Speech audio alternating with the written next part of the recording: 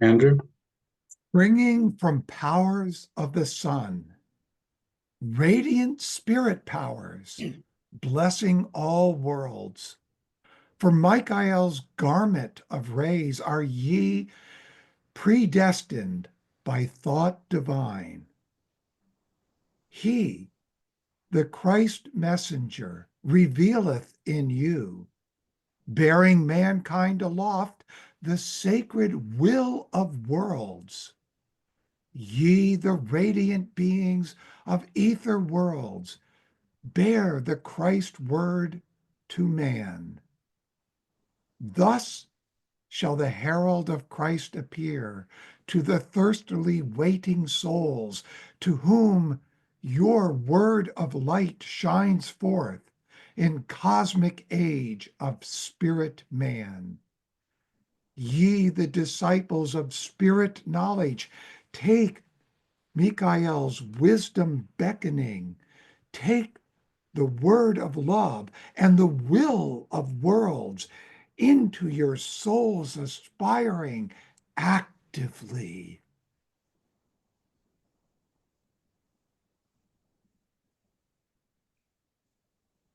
Sonnenmächten entsprossene, leuchtende, weltenbegnadende Geistesmächte, zu Michaels Strahlenkleid seid ihr vorbestimmt vom Götterdenken. Er, der Christusbote, weist in euch menschentragenden, heilgen Weltenwillen. Ihr, die hellen Ätherwesen, trägt das Christuswort zum Menschen. So erscheint der Christuskünder den erharrenden, dürstenden Seelen. Ihnen strahlet euer Leuchtewort in des Geistes Menschen Weltenzeit. Ihr, der Geisterkenntnis Schüler, nehmet Michaels weises Winken, nehmt des Weltenwillens Liebewort in der Seelen Höhenziele wirksam auf.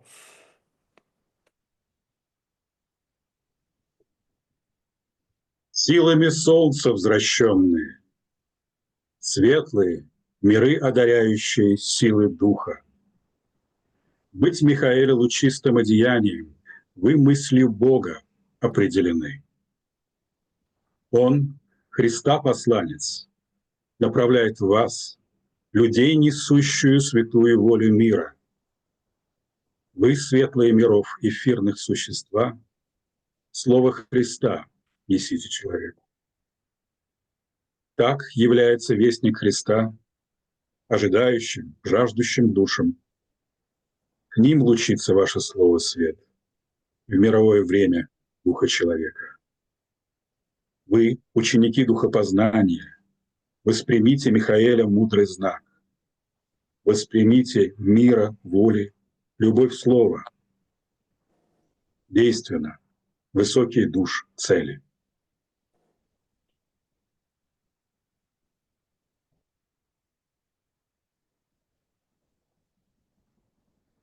So, dear Florian, thank you for joining us. It's over to you. Thank you, Andre, and the work you've done to help put this event together. I'm here in Honolulu, Hawaii, on the island of Oahu. We've got some great weather over here. I know that not everybody is in the same boat. Anyways, this is, I think, an important time to come together to, on the one hand, look back to the past, the present, and also the future of anthroposophy, which originated from the individuality who appeared as Rudolf Steiner. And I wanted to zero in on kind of a red thread that ran through his life. And that comes to expression in the following words. Becoming aware of the idea within reality is the true communion of man.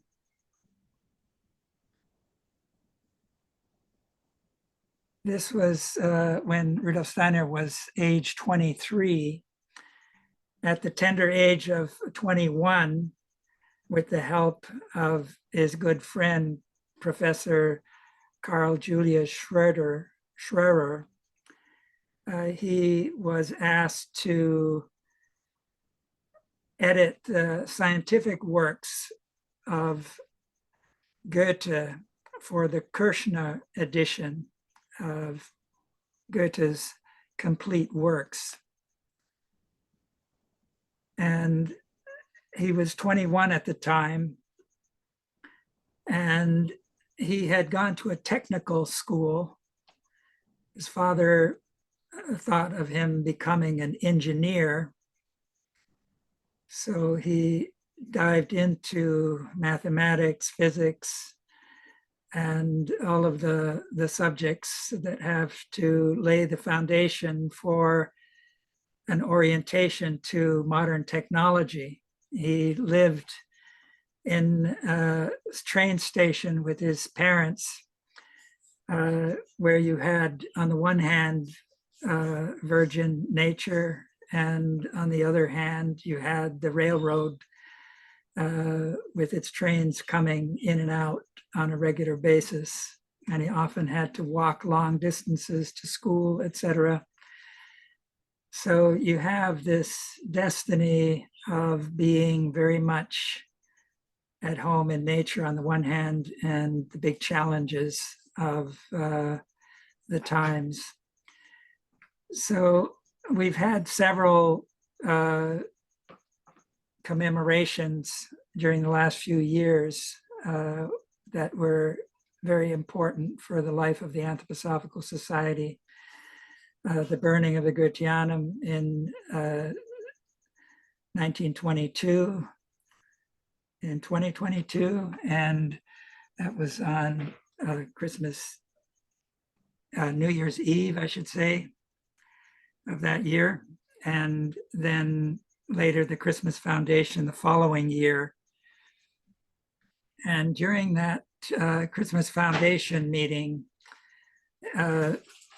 on the Christmas Eve, just before the event really got started, he gave the first lecture on a series that had to do with history in the light of anthroposophy.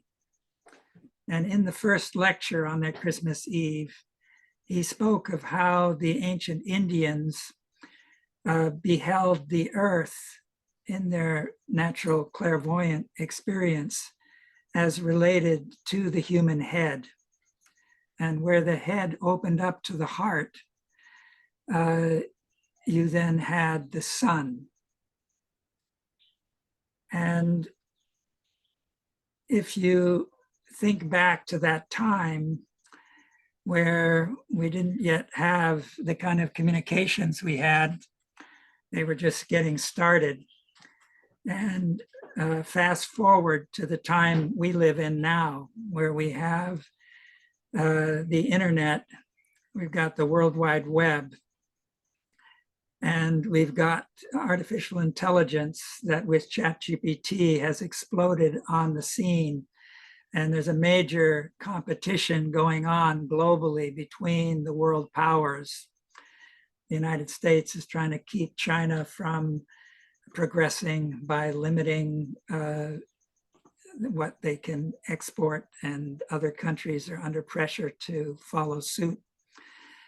So you have the emergence of a kind of global brain. And if you think of all that Rudolf Steiner said and shared in his books, especially in his lectures regarding Michael, how the intelligence which Michael ruled as the radiant sun genius, that from the 4th century onward, in order to prepare human freedom, he released that intelligence, and it sunk down to the earth like a golden rain. And during the scholastic period, it arrived. And individualities like Thomas Aquinas was among those who received it. When you had the battle between the nominalists and the realists. And the realists were more aligned to Michael, the nominalists more to the Arab stream, which was a lunar religion that saw intelligence just as a naming process.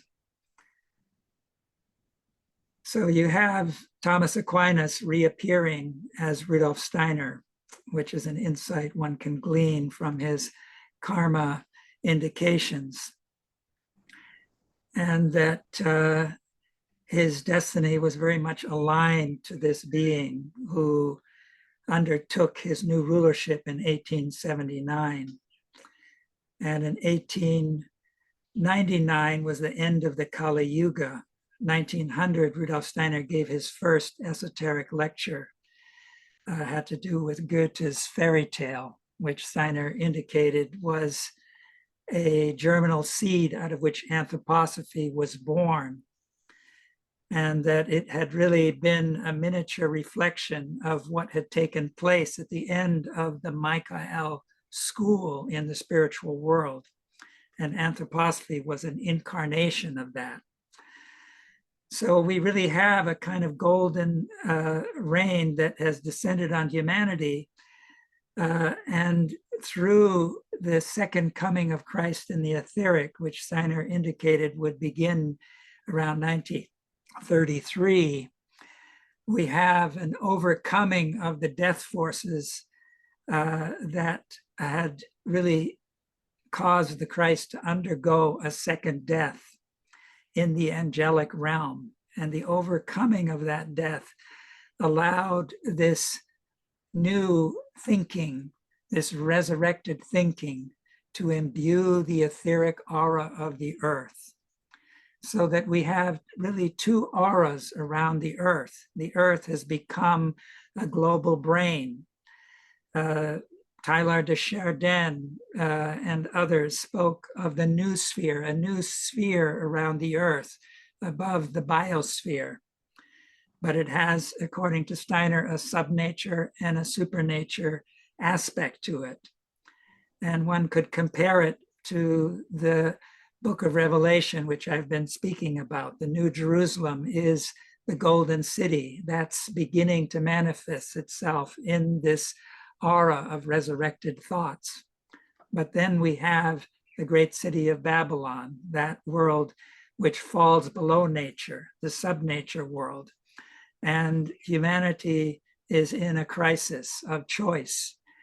We're really under attack from an early age. Our children are growing up in a world that brings them a virtual world rather than the real world. So each of us have to take on this battle. And the fairy tale of Goethe gives us some inkling of how the imaginative world is the world we have to ascend into. And at the same time, we have to descend into our hearts, because this involves heart thinking. The heart and feeling life is always dreaming, but we have to wake up in that world of dreamy to the archetypal world of imagination. And there we can become aware of the idea within the reality as a true communion of humanity. So this is the great challenge we have ahead of us, that each of us has to meet as a great challenge of our time. But it's only where two or three are gathered in his name, as the Christ promised. For the mystery of Golgotha really is the central event of Earth evolution that gave us the I am. And it's the I am that has to be raised to a higher level in order to commune with Michael, the countenance of Christ, in this critical time that we live in. And it's when we take on that cross, so to speak, that the Christ is with us, when we live into the suffering of those around us and expand our experience from being just an individual to becoming a community of individuals that grows ever larger, that encompasses the whole earth and the whole of humanity in what's universally human, so that a new culture can arise. So I want to now say thank you and pass the baton on to the next presenter. Thank you very much. Thank you so much, Florian. Dear Eugene, over to you.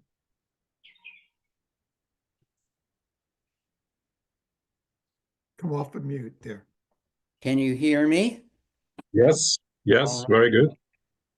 So I'm Eugene Schwartz. I've been involved with Waldorf education for about 50 years as a Waldorf parent, as a teacher of children, as a teacher of teachers, and now I work primarily online, the very thing Florian was just warning us about, and training teachers via my website, iwaldorf.net. It was said by Andy Warhol many years ago that in the future, everybody is going to be famous for 15 minutes. So I thank you, Andre, for giving me my opportunity. I'll try to make the most of it. I want to speak about the Waldorf curriculum in particular, and aspects of it that are generally not thought of when the word Waldorf is mentioned. We think of beeswax crayons and main lesson books and wonderful teacher-children relationships. So I just want to go off on a little bit of a different perspective. It's often said when a teacher at this time of year in particular is being interviewed and perhaps hired to be the new grade 1 teacher, the kindergarten teachers will invite that individual to come to their group, meet the rising first graders, and very often, especially in independent Waldorf schools, will say, yes, that person has karma with this group of children. And that is generally the most important comment made concerning whether that person will be hired or not. And I am going to contend that that is actually a misapprehension, and it is something that is at best half right. No, the teacher does not have karma with that group of children. That won't come until 6th, 7th, or 8th grade. It may not come at all. Those children are relating to one another. And the work of the class teacher is to guide the children to learn how to find their karmic group in that classroom. So the children do not yet have their individual karma. They can't take on that responsibility until puberty, until adolescence. To whom is the teacher relating then? To the parents. It's the parents who make the decision to bring the child to the Waldorf school. It's the parents who drive the child to school every day, and we hope remember to pick him or her up at the end of the day. It's the parents who are talking to the teacher about their child, getting advice, arguing, contending in one way or another. And we might say among the children, the class teacher is godlike, reminding them through the wonderful curriculum of their past life experiences, re-immersing them in the cultures they once helped to form, providing them with opportunities to deal with their unfinished karma from earlier epochs. One sees this especially powerfully in grade 5 when the children learn ancient history. But it's also there in all of the mythologies, in all of the wonderful sagas that they learn in the earlier grades as well. The children are learning to relate to one another, learning how to live with their karmic group. The teachers are being led to remember how to work with the parents with whom they have karma. Altogether, we could say that the Waldorf classroom, to paraphrase the author Philip K. Dick, is a karmic adjustment bureau. Among the children, the teacher's like a god. Among the parents, just another human being in their karmic group, all of them striving for redemption. It's only in grades 6, 7, and 8 that the children awaken to something of their own karma and immediately start rejecting their parents and immediately start questioning whether they have a destiny with their teacher. This is why in grade 6, there's such a high rate of attrition. It's often believed that it's the teacher's fault. The teacher isn't good enough and they're fired and a new teacher comes in. Actually, it can be quite the opposite. The teacher has guided the children so well to find their own karmic stream that they awaken to the fact that he or she is no longer their guide. They have someone else to find, and so they leave. And hopefully new children come and the class is restored to its old size. So this is one aspect of Waldorf, which I think is not understood, developed deeply enough. Another aspect is the fact that after the devastation of the First World War, Steiner recognized that the path to modern initiation could not be the same as it had been in pre-war times, where he would often work in a kind of esoteric school, work with small groups, guiding them individually. Rather, he recognized that initiation had to take a new form.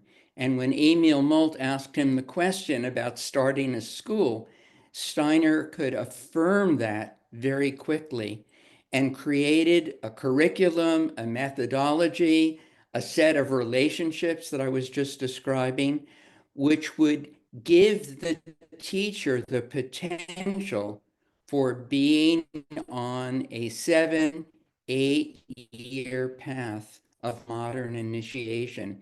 If they could deepen their work with a curriculum, if they could see the lessons that they still had to learn from fairy tales, saint stories, Hebrew scriptures, Norse myths, and so on, this could be a way in which many people could find a path of initiation in our time. But what was important was that they had to remain with that class, that the 8 years was a very important period of time in which they went through all of the trials of the old temples without needing to be in the temple. On the job initiation was possible.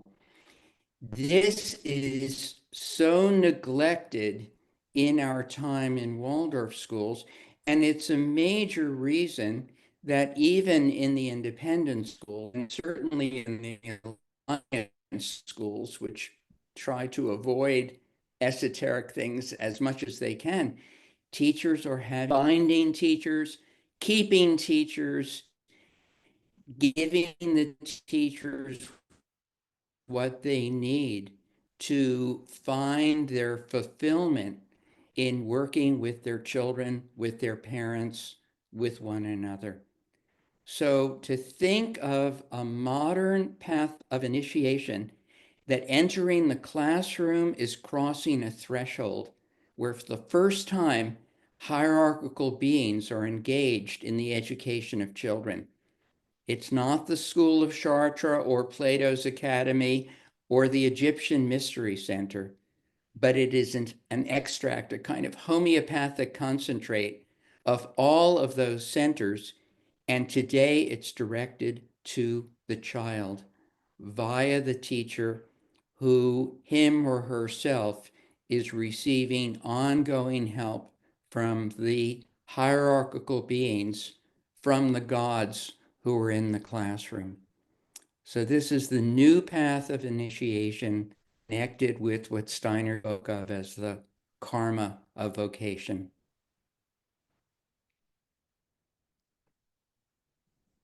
That's all I have to bring. And I brought this along to be sure. I didn't go over time. Thank you so much. It's so sweet. Thank you, dear Eugene. And we're passing torch to Andrew Linnell from Boston. Well, thank you all. And I'm so impressed to see how many people are here today. I'm going to use slides, and I want you to do a scientific experiment and see how your soul reacts differently to having a presentation done as Eugene and Florian just did, where you saw their faces. You're now going to see slides from me. And so now you see them, right? And I want to say that after I first heard about anthroposophy, I was a dedicated opponent, for I am the son of a professor of astronomy. My parental push was towards the sciences. So I grew up to be a dyed-in-the-wool materialist. I was first attracted to anthroposophy by its Christology. And while attending the foundation year at Emerson College in 78, 79, I had fellow students come up to me and say, "How dare you? You're working for the enemy," because I was working for IBM and they found out. So given how natural it was to associate Ahriman with Satan from one's religious training, I suppose this was to be expected.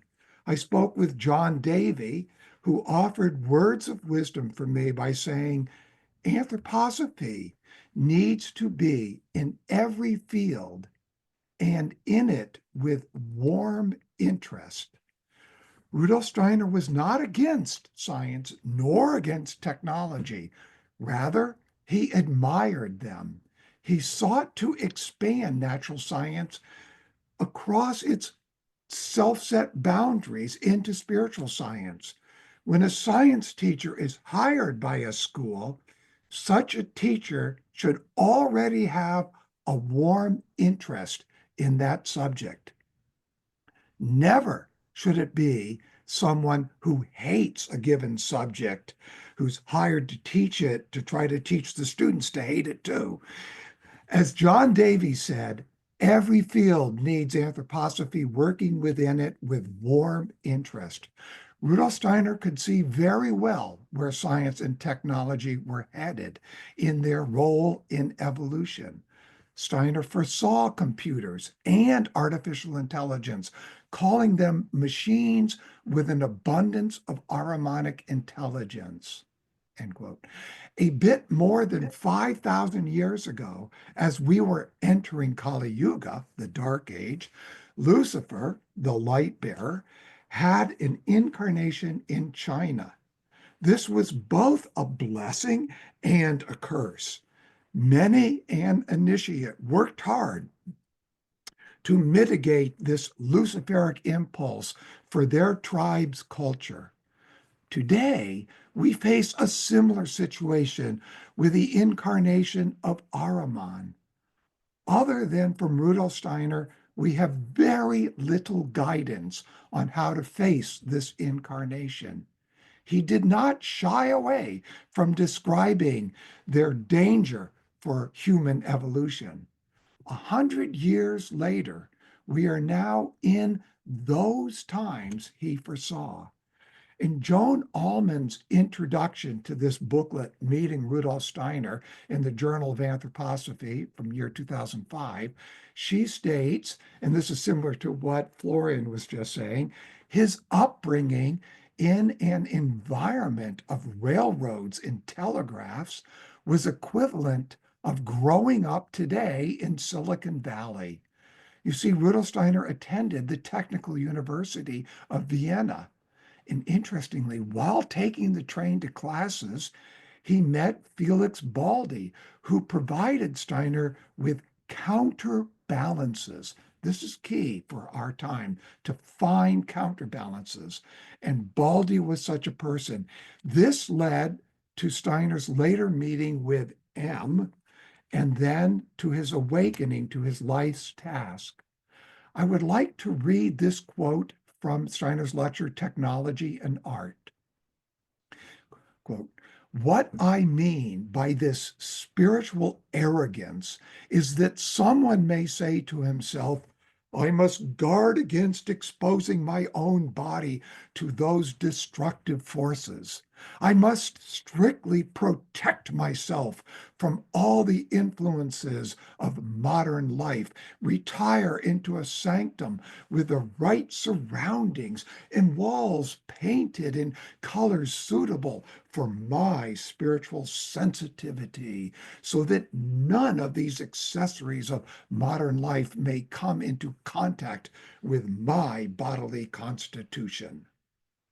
The last thing," this is Steiner, "I want is what I say would have this effect. All desire to withdraw to protect oneself from the influences of unavoidable world karma emanates from weakness. But it is anthroposophy alone that can make the human heart and will vigorous enough to develop the force which arms and strengthens us in face of these influences. Any kind of advice to withdraw from modern life or to engage in some hothouse cultivation of the spiritual life should never find favor in the sphere of our movement." End quote. In this, I hear a very Rosicrucian tone. A Rosicrucian impulse meant three things: to be wherever humanity is, yes, even if enmeshed in technology and subnature, to be a healer, and to yearly unite with one's Rosicrucian brethren. Steiner was the herald of the second coming, just as John the Baptist was the herald of the first coming of Christ. So here we are in 2025, 100 years after the death of Rudolf Steiner. How do we know how to proceed, especially with what we're facing? I am the way, so spoke Christ. Christ leads humanity, yet leaves us free. And as Florian said, when two or more are gathered in my name, there I am in their midst. The I becomes we. How does my ego consciousness become a we? Interestingly, social media provides a platform where our normally hidden social evils easily come into view. We need to see these faults if we are to attain our divine destiny to become the spirits of love and freedom. And we are to be strong angelic beings, not wimpy ones. We tend to focus on our human evolution, yet all spiritual beings are undergoing evolution. Two of these are quite important for our evolution, namely Lucifer and Ahriman. It is the exousiai, or in Hebrew, the Elohim, who are the administrators of Earth evolution. Ahead will be a Jupiter evolution, followed by a Venus evolution, and lastly, to finish everything and then to clean it all up, a Vulcan evolution. So the admins of Old Moon, the dynamis, want to see their laggards, namely the Luciferic beings, to be caught up in evolution during Earth. Similarly, the admins of Old Sun want to see their laggards, namely the Ahrimanic beings, to be caught up during Jupiter. So, cosmic wisdom, that is, the Curiatites, allowed the dynamis to sneak Lucifer into Eden, knowing full well that this would result in a change, a necessary change to the exousiai's plan. Indeed, the exousiai had to bring in Ahriman to balance Lucifer. Ahriman's agreement to participate in Earth evolution required that his minions would one day get bodies with which they could conquer the Earth. Did you hear that? This will be a necessary stage in the Earth evolution and not too far from now. So after the first fall, humanity gradually descended from that spiritual place called Eden towards the physical Earth. This takes place all during and beyond the Lemurian epic.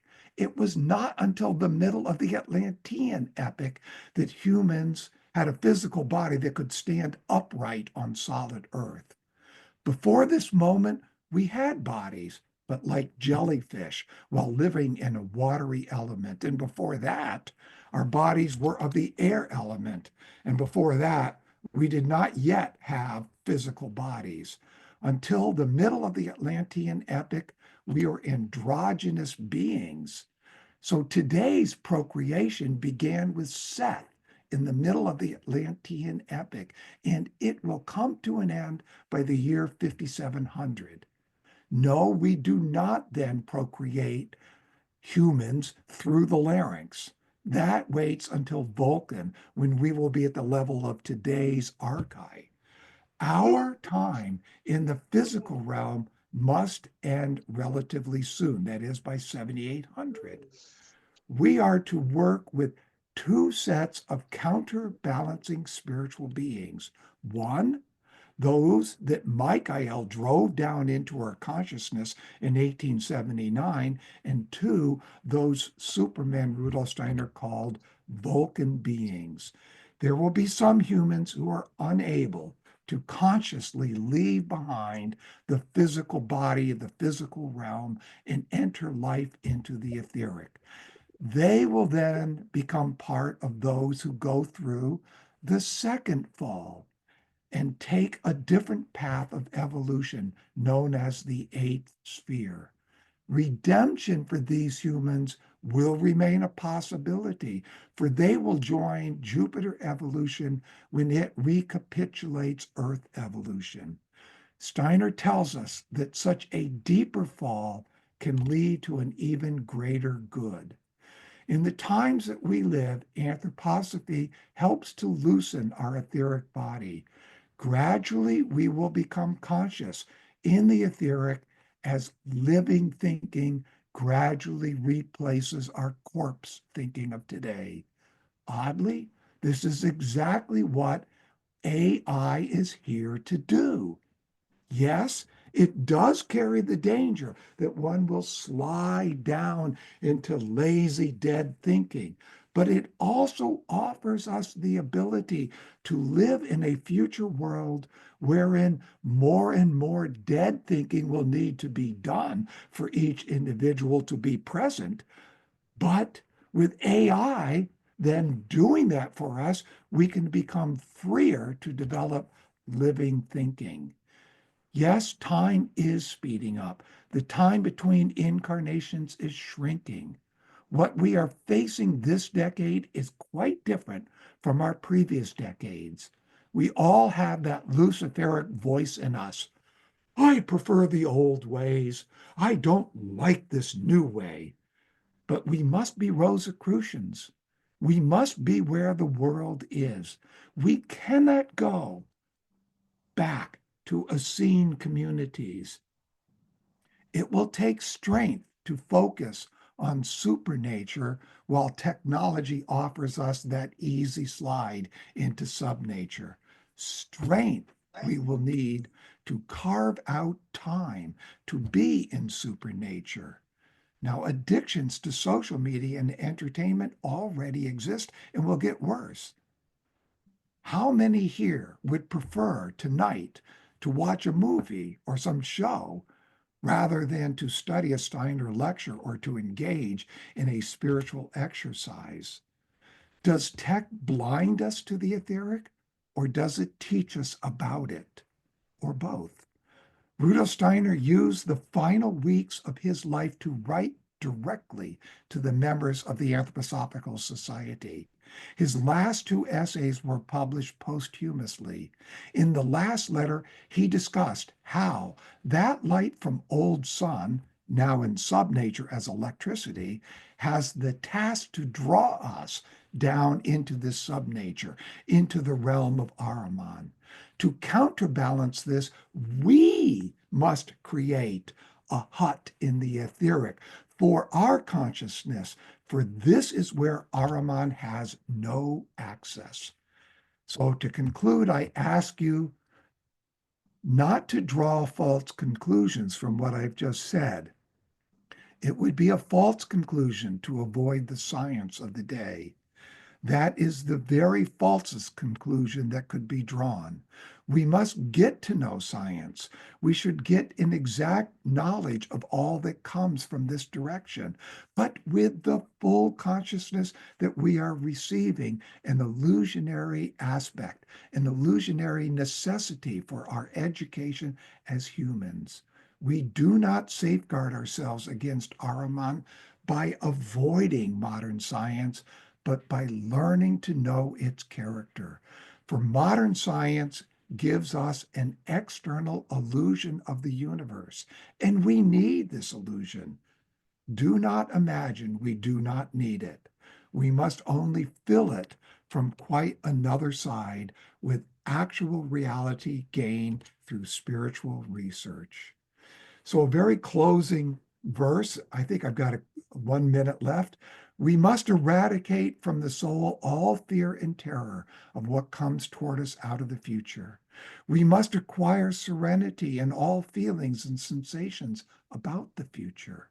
We must look forward with absolute equanimity to all that may come, and we must think only that whatever comes is given to us by a world direction full of wisdom. This is what we have to learn in our times to live out of pure trust in the ever-present help of the spiritual world.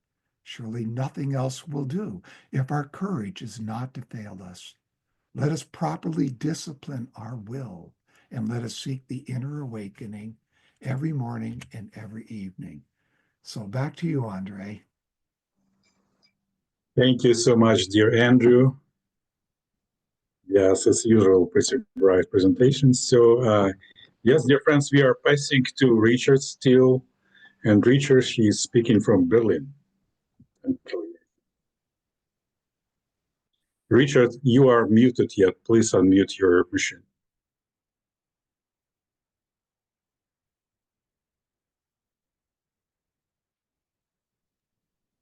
There, I hope that's good. Yeah, excellent. Thank you. Okay, yeah, I'm speaking from Berlin. Richard Steele, I'm the CEO of the Carl Koenig Institute, which has an office in Berlin and an office in America, in Hudson, New York, and an office in Scotland at the moment. So what I want to talk about is the Camphill movement. And Carl Koenig was the founder of the Camphill movement. So out of what did he found the Camphill movement? And I would like to just remind us of this very special year that Rudolf Steiner had, this basically last year of his, the unfolding of these mysteries after the Christmas Foundation meeting. All that he could give in this year, 1924, also into 25, of course, was quite exceptional. And one of these things was curative education. And I'm astounded again and again to remember that in actual fact, this wonderful course he gave on curative education was, outwardly speaking, given for 3 young people who began with curative education in the eastern part of Germany in 1924. And they asked him for help, and he was so keen to do this. He traveled directly from the agricultural course in Kobowitz to see the children that these people were working with, to give them advice. And out of that came then 1924, the Curative course. It is quite special. And it is, in actual fact, let us say, a book of schooling into reincarnation and karma. That is the underlying theme that goes through all these lectures. How do we observe the human being, human nature, human difficulties in order to find a path towards the situation of incarnation of the individual and be able to heal, to help this path of incarnation according to karma. It's something very special. And of course, we can't imagine that this course was given for 3 young people. It was, of course, given very strongly towards the future. And I very much believe that we're just beginning with this future now, at a point where all that is developed out of the curative course, the curative education centers across the world, the social therapy centers, the village communities, what they are called all over the place, the workshops that have been set up for people with special needs, and so on and so forth. That is in a very difficult situation all at the moment across the world, particularly in Europe and America. Huge challenges to what has been developed over the decades. We can practically say over 100 years. And there we sit at this point now, and I think that's the reason we are together this evening. That's the reason for celebrating 100 years of Rudolf Steiner, because 100 is the beginning of a new phase. It is 3 times 33 and a third. And after this 3 times 33 and a third, something new can arise. We can reconnect to this original impulse in a new way. And I really believe this is what needs to happen, particularly with this curative impulse. Leave it at that at the moment, a curative impulse. Of course, there was the unfolding of anthroposophical medicine at the same time, education, of course, the Christian community, so much that was happening, as I say, agriculture, of course. And in the center of all this little seed, these 3 young people, who, by the way, didn't necessarily get on with each other so very well. And so this little seed that Rudolf Steiner visited in Jena didn't live on so very long physically. But a movement evolved out of this, which has come now over 100 years to this very particular point of today, where I think everyone working in this field realizes something new needs to take place. We need a new perspective. And that is where Karl Koenig comes in, for my experience, because Karl Koenig was one of these, not one of the 3, but one of these pioneers who helped to start one of the first centers for curative education in Germany, and went into all these difficulties that arose immediately, of course. It was the beginnings of National Socialism. It was the beginnings of the dangers towards anyone who was different in any way.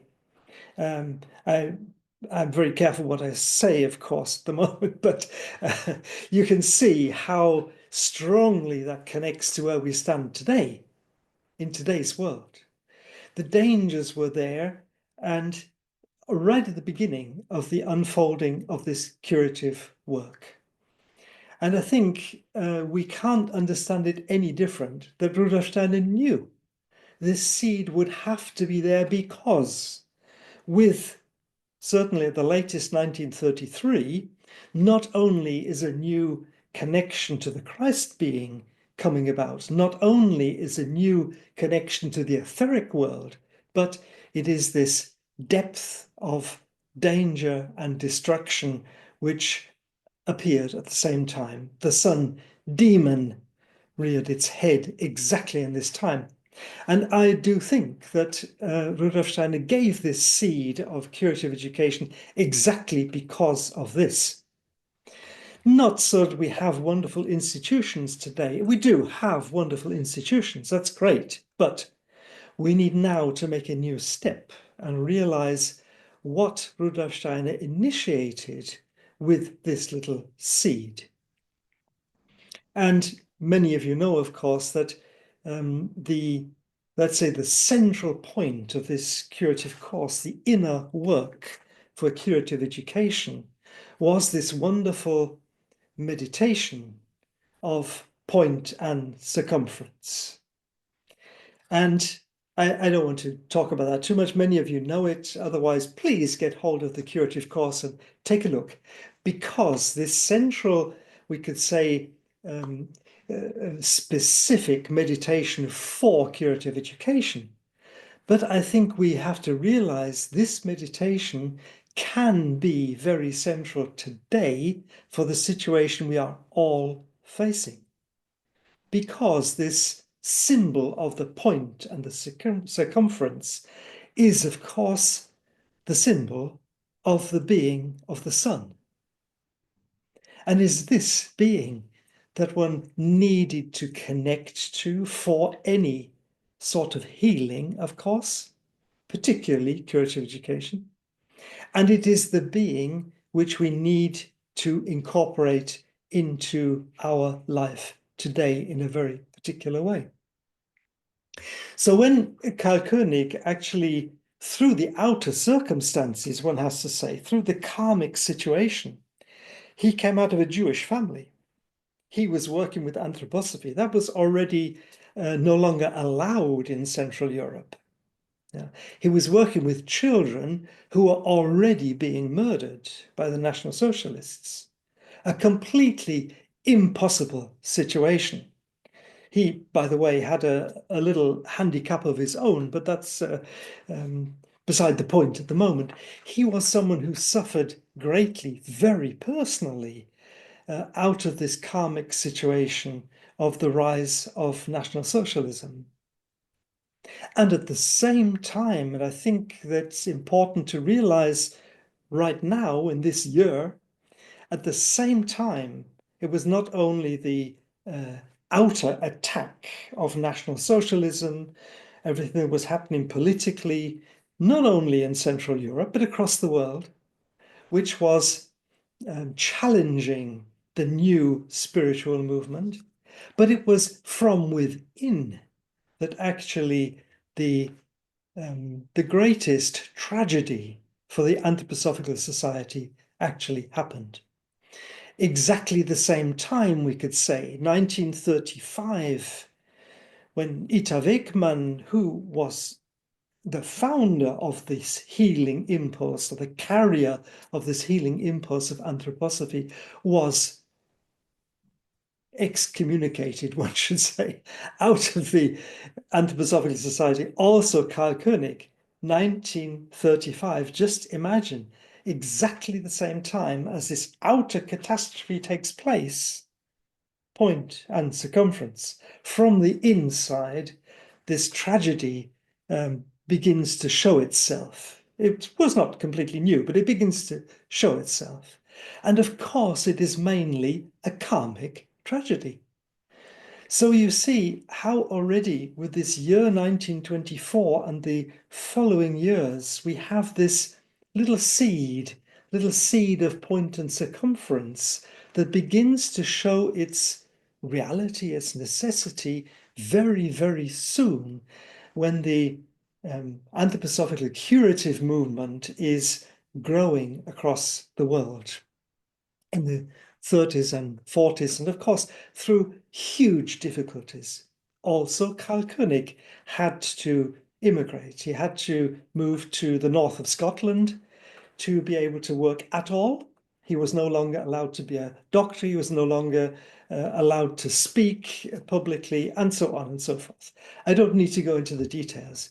But what he began with the Camphill movement in Scotland, first of all, which then spread out across the world until today, it's still spreading into African countries, into the East, and so on and so forth, was actually nothing new.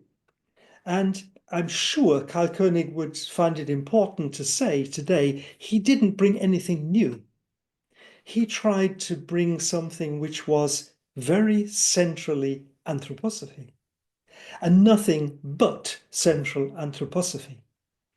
He brought no, let's say, content of his own, and yet he was one of the very first pioneers of anthroposophy, one of the first who actually never met Rudolf Steiner. It's also important.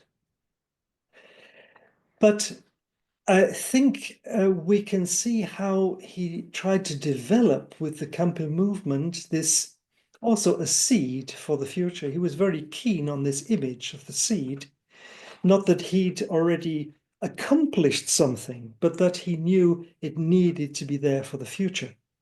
And this seed was nothing else but a situation, a living situation where anthroposophy could live in every level of being. From the inner work of the individual right into every aspect of outer life. I like to call it a holistic experiment in anthroposophy. And so the Camphill movement was actually not really just a development of curative education, social therapy, as it was developing across the world, but it was the attempt to find a living situation somewhere, because Central Europe was being destroyed, also anthroposophically, that he needed to find a space where this seed of anthroposophy could live in every level of life. Holistic, curative situation. Curative, yes, of course, because people with special needs need curative work. But he saw, of course, that it was not only individuals with their specific needs, but that the human race was in need and would be in even greater need in the future.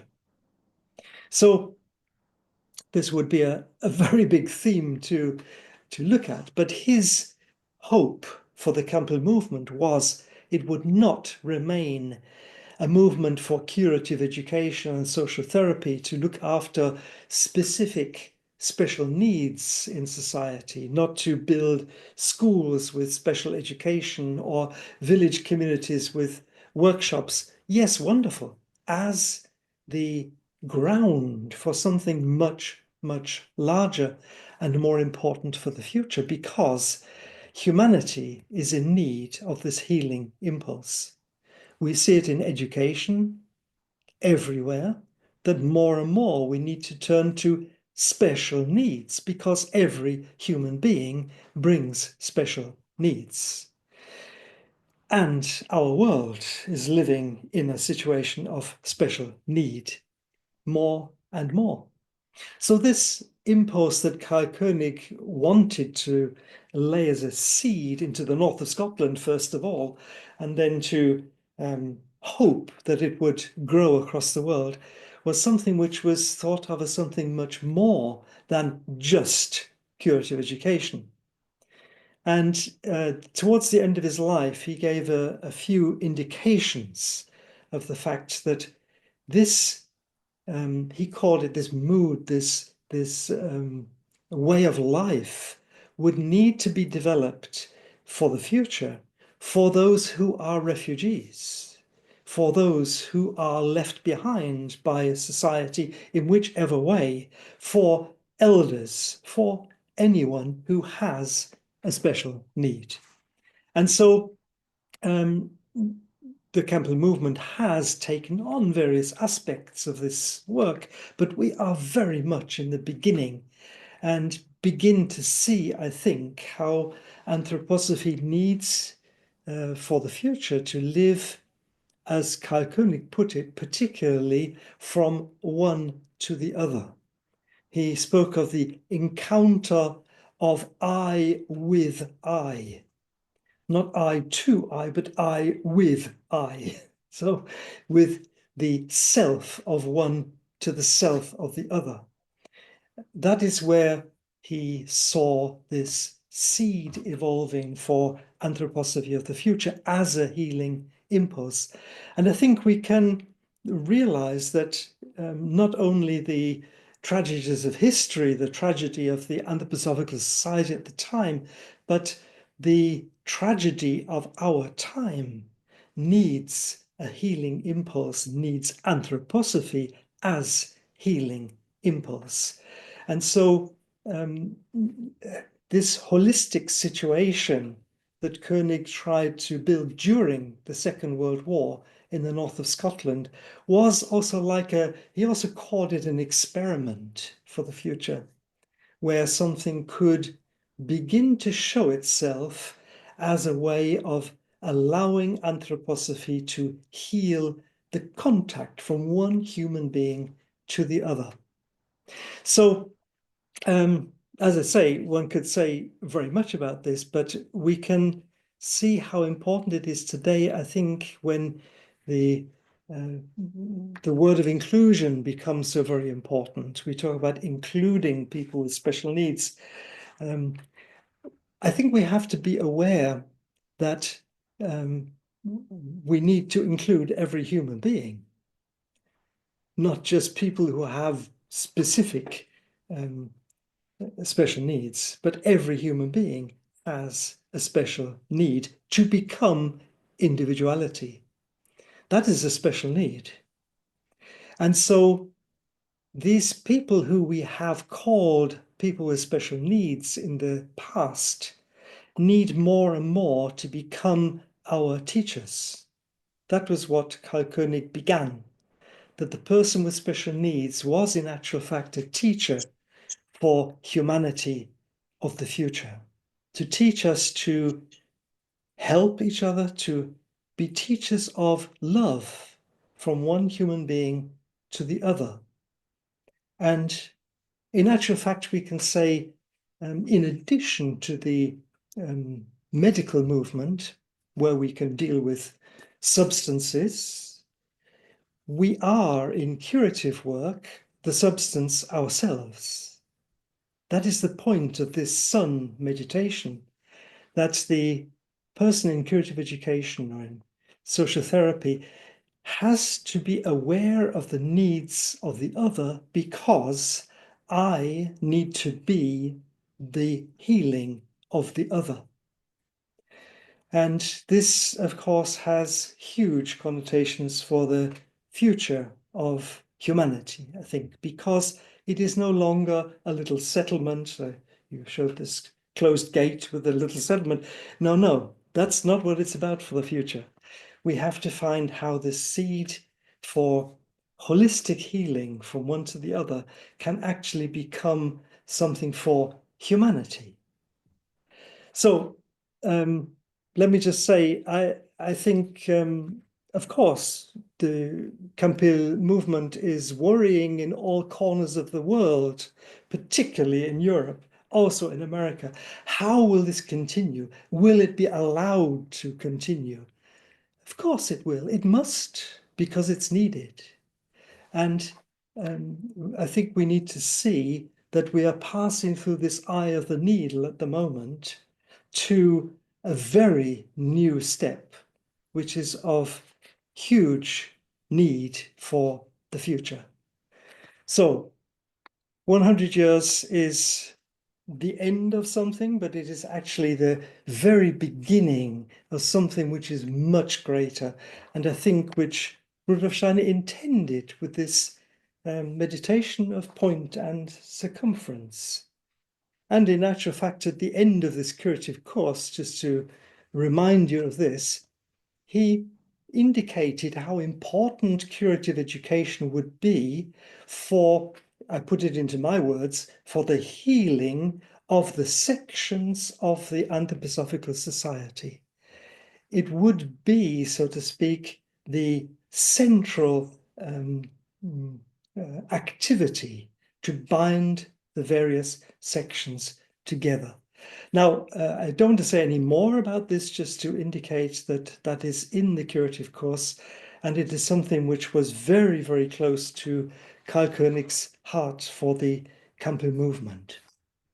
And so much so that these two personalities, Karl Koenig and Rudolf Steiner, passed the threshold of death at the same time according to the calendar of the soul. It was a different week, it was a different year, and yet the same verse was, so to speak, being read when they both passed the threshold. I think that's quite interesting to see. It means something, I think. And certainly Karl Koenig saw himself as a very close pupil of Rudolf Steiner and hoping to point society to Rudolf Steiner, not to Karl Koenig, but to Rudolf Steiner. So we have this verse 51 is actually the verse into which both of these individualities passed into the spirit world. Into the innermost human realm, the wealth of senses pours itself. Thank you, Andrew. Yes, the wealth of senses pours itself. World spirit finds reflection in the mirror of the human eye, which needs thence to recreate its power. Quite a difficult verse to understand, but I think very, very significant, pointing to the task of the individual in our time. So that is the birth of death of both of these individualities. Thank you. Dear Richard, thank you so much for your presentation. So, and we're passing to Reverend Paul Newton. Paul will speak from Chicago. Dear Paul, over to you. Thank you. Yeah, I'm glad you ended, Richard, with that from the curative course about the working together of the different sections. That was coming to my mind very strongly as when you first invoked it, the curative course. And it seems to be that is pertinent to this 100-year moment. So I wanted to try and do justice to Andre's framing of this. Rudolf Steiner, the influence he's had on the world and what we do in living cooperation with our teacher. And I'd like to thank you, Andre, for that.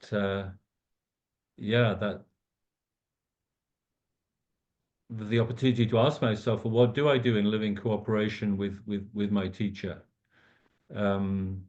I can read Rudolf Steiner from 100+ years ago, but yeah, how am I related now? So at the very ending of the founding days of the Christian community in 1922, the anniversary that we celebrated 2.5 years ago, Rudolf Steiner said to the priest, it was the newly ordained priest who are going to be going off to begin the work of the Christian community, and he said to them, "Take with you the assurance that my thoughts will accompany you always, so that where in the true sense you need their help, you will always find me ready to help." So I think, and he may not have explicitly said that to every other professional group founded out of anthroposophy, the teachers and the farmers and so on. But I imagine we could imagine he would also have said that to them. But I have it written in my breviary. We priests, we we endeavor to remember that. That we're on we're involved in a mission that he played an incalculable role in at the beginning of. And there's a mystery there. Rudolf Steiner, Anthroposophy, and the Christian Community Movement for Religious Renewal, because, as many of you are probably aware, Rudolf Steiner stressed repeatedly to the mostly young people in the process of taking the steps towards what became the Christian community. You're doing this. This is your initiative, and I'm helping you. And anthroposophy is helping you. And so there's a certain, you could experience a certain distancing, but of course this help that Rudolf Steiner was giving was, giving a fundamental orientation to these, again, mostly young people looking for a new way in religion, who came to him with the question about renewal. And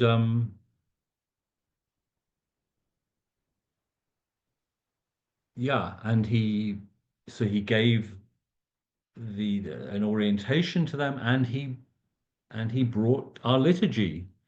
He went to the spiritual world, and he brought down, I think he even described as praying down the liturgy of the sacraments and rituals of the Christian community. And then after the founding, he also, he continued to engage with, to meet the priests, culminating in the so-called Priest's Apocalypse course of this momentous September 1924, the last month of Rudolf Steiner's lecturing activity. So when he said he was helping, he really was. And then, of course, many of you will be aware of the lecture of 30th of December 1922, where Rudolf Steiner was wanting to make a really sharp distinction between the Anthroposophical Society and this new movement for religious renewal. And there was some very good reasons why he needed to make that sharp distinction, because there was a danger of a big mush happening, is the way I often put it. And that wasn't going to be helpful. There needed to be a distinction between the activity of spiritual science and the cultivation of that, which is the task of the Anthroposophical Society, and a religious community centered in prayer and turned in a religious sense directly to the being of the Christ. And yet, in 1924, in one of the class lessons, Rudolf Steiner was talking about, as he did numerous times in those years, about the Anthroposophical Society as the mother and the daughter movements. Again and again, he used this term, the daughter movements. And in this class lesson, I forget which one it is, in the list of the daughters is the movement for religious renewal. And if you know that lecture of 30th of December, you're like, what? How could that be? So for 100 years, I think we've been living out the riddle and solving it for ourselves, or not solving it, and just living with it. What is the relationship of the Christian community to anthroposophy? And it looks different with different different priests. It looks different with different members. It looks different with different congregations and different places, and the concrete, real, and human relationships. Yeah, and it's interesting. I think maybe someone should write a book about it sometime, of just, yeah, the destinies of people between Christian community and an anthroposophical society. Yeah, we're about to have our synod, our North American synod in Toronto next week, and I'm going to do something which I shouldn't do, which is tell you what one of the sessions will be, which is that those of us who are members of the School of Spiritual Science, we're going to just look at, well, how's that been for us, being a priest and being a so-called class member? Yeah, how's that been? Because this has been coming up within the priesthood. We now have actually, for the first time, some priests who are class holders, which had been a sort of unwritten law that you know that shall not be. And in discussion with the Goetheanum, that's, yeah, that unwritten law has been ruled not valid. So yeah, so we all get to think about this. I very much live with this, because I was just over a year ago, I was invited as a priest to and on a provisional basis to join the Collegium of the School of Spiritual Science for North America, which was, yeah, something that had never happened before. And so I say that as a priest of the Christian community, I'm an active member of a section that doesn't exist, because we don't have a theological section. We don't have a whatever it should be section. Anyway,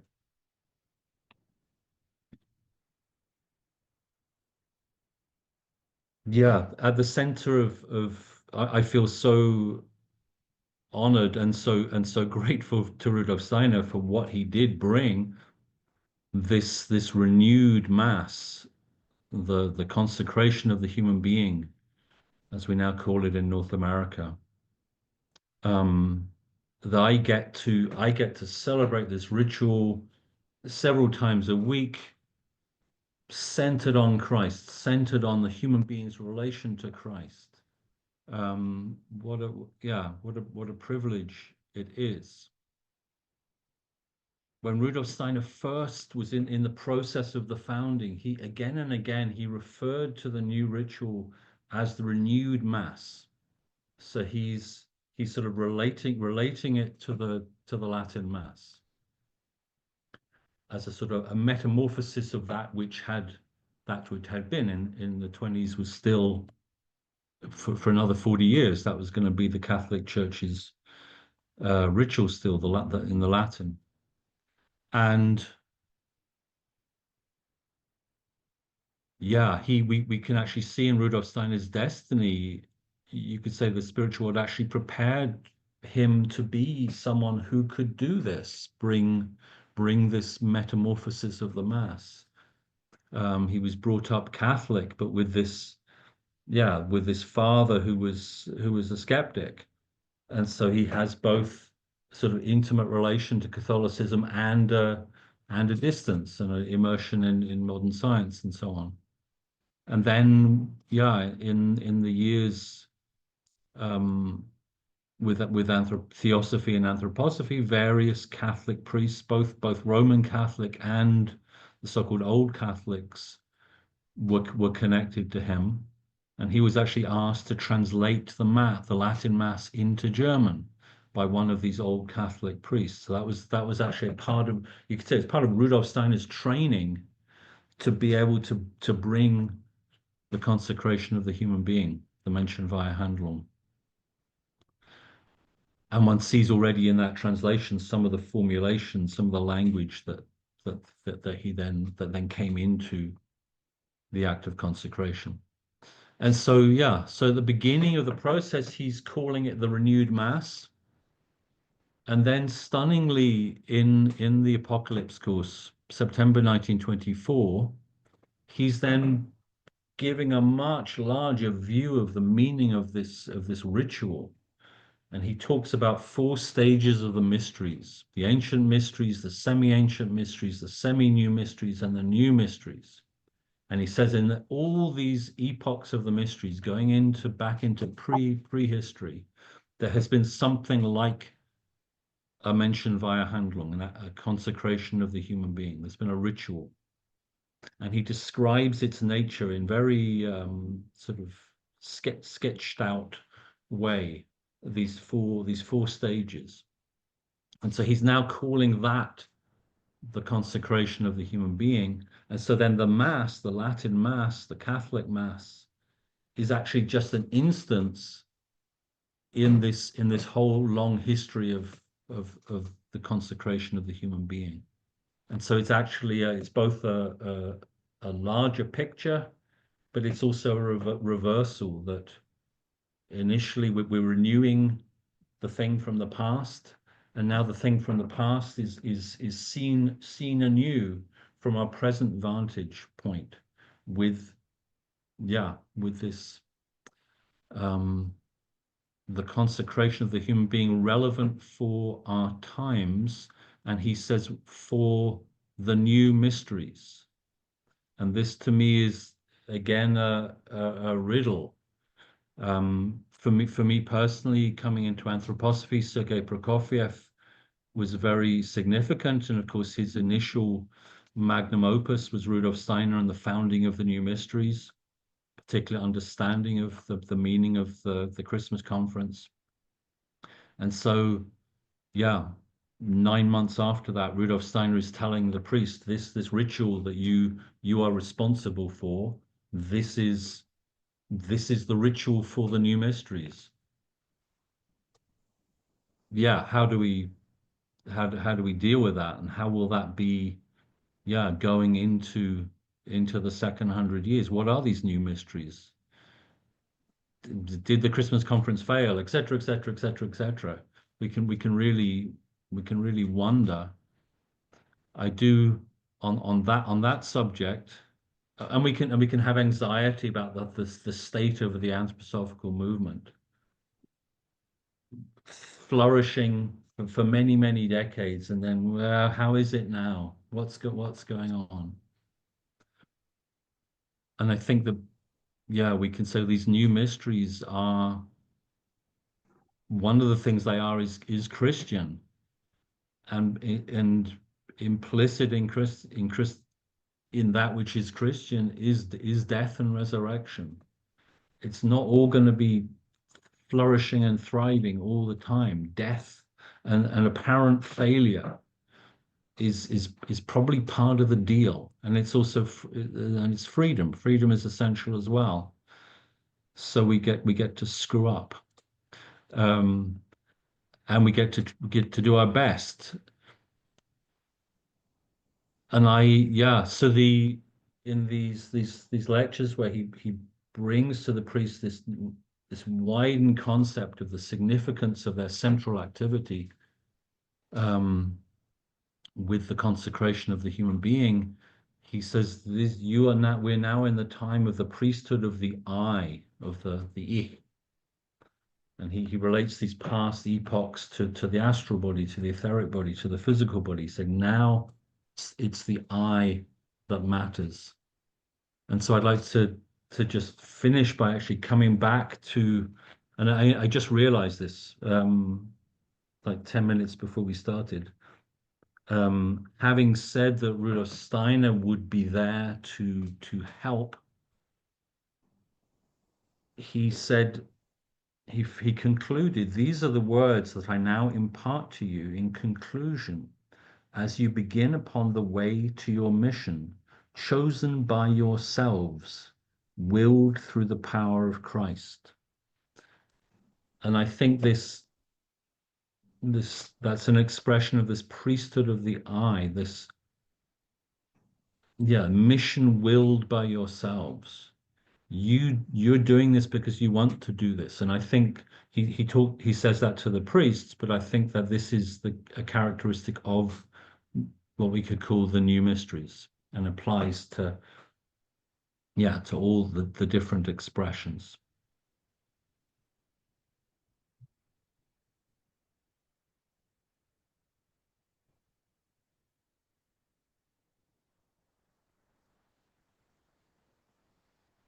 Das war sie. Dear Paul, thank you so much for your speech. And we are passing to Jeffrey Hipolito. Jeff will join us from Seattle. Dear Jeff, over to you. Okay, thank you very much. It's wonderful to be a part of this program and to be a participant in this almost overarching synoptic kind of celebration and forward-looking. I can't help but notice as I look at the list of topics that there's only one that the topic is a single person, and that's my topic, Owen Barfield's. All the others are movements of one sort or another. And that's fitting in a certain way because Barfield is himself in his own person a kind of movement, I think, and one that we haven't caught up to yet or really gotten a good view of. I should say that just a bit about myself, that I've been teaching in Waldorf high schools in the Seattle area for the last 15, 20 years, something like that. And last year published 2 books about Barfield for academic audiences, and have finished a third for an anthroposophical audience, and I'm going to try to find a publisher for that. But so in any case, that's just a bit of, and I'm the chair of the Owen Barfield Society as well, so just by default. So anyway, so what can we say about Owen Barfield? I think he needs some introduction, perhaps, today in relation to Rudolf Steiner and his work. Barfield was the author of many books. Probably some of you are familiar with Saving the Appearances, his most famous book. Worlds Apart is another that is pretty well known. An Ancestral Voice is a well-known one, I think, in anthroposophical circles. He's much more than that, though, which is why I say that we, even today, even in an anthroposophical group, I'm not sure if we really know who he is. So, for example, his main publisher during his life was Faber and Faber, which is a British publisher, and the director, it was called, the director who championed Barfield's work, made sure that he got into print, even though his books didn't make any money. It was T.S. Eliot, who won the Nobel Prize and is maybe the most famous poet in any language in the 20th century. Enormously famous, and he was a huge champion of Barfield and his work. He said that he sent a letter to Barfield near the end of his career as a publisher. T.S. Eliot sent a letter to Barfield saying that publishing Saving the Appearances, which he had done 5 or 6 years earlier, was one of those things that made him proud to be a publisher. Sent in that unsolicited letter, this world famous man of letters. Within Faber and Faber, there are internal communications around some of Barfield's books, like Worlds Apart, where Eliot is saying, he's arguing with the other directors, saying, I know his books don't make money, but I believe in his work, and I think he will make his mark in the end, right? Things like that. Incidentally, Barfield also got him to publish Aaron Stollers's book, Man or Matter, which some of you may know also. So that was originally published by Faber and Faber. He even got Eliot to agree to participate in an anthroposophical conference around the work of Goethe. Eliot had to back out because of his health. And near the very end of his life, Eliot was very interested in anthroposophy. I'm sure that's all thanks to Barfield, and the way Barfield can be very persistent. And he did the same to Walter de la Mare, who was another very famous poet back in the day, and a very good friend of Barfield. Right. So Barfield is an anthroposophist, and I'll say a bit more about that very soon. But he's much more than that. And to get a full view of him, we have in the person of Barfield, someone a little bit, I think, like Joseph Beuys, the artist, someone like Andrei Biely, the Russian novelist. The main prize in Russian literature for fiction is named after Andrei Biely. Barfield, so he has his own independent stature. I think Karl Koenig should have this stature also for his just absolutely extraordinary work and role in the world. And I think Barfield should have that also. So okay, so that's just to give a sense, I think, of his true stature. So a bit about Barfield, and in relation to anthroposophy in particular. So he became an anthroposophist in 1923. A.C. Harwood's wife introduced both Harwood and Barfield. They were best friends, Barfield and Harwood, to Steiner's work. Barfield met Steiner once and had the opportunity to interview Steiner the other way around, to have a conversation with him, a meeting with him. I think it was an offer given by Steiner.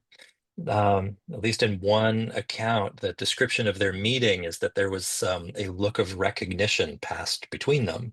Make of that what you will.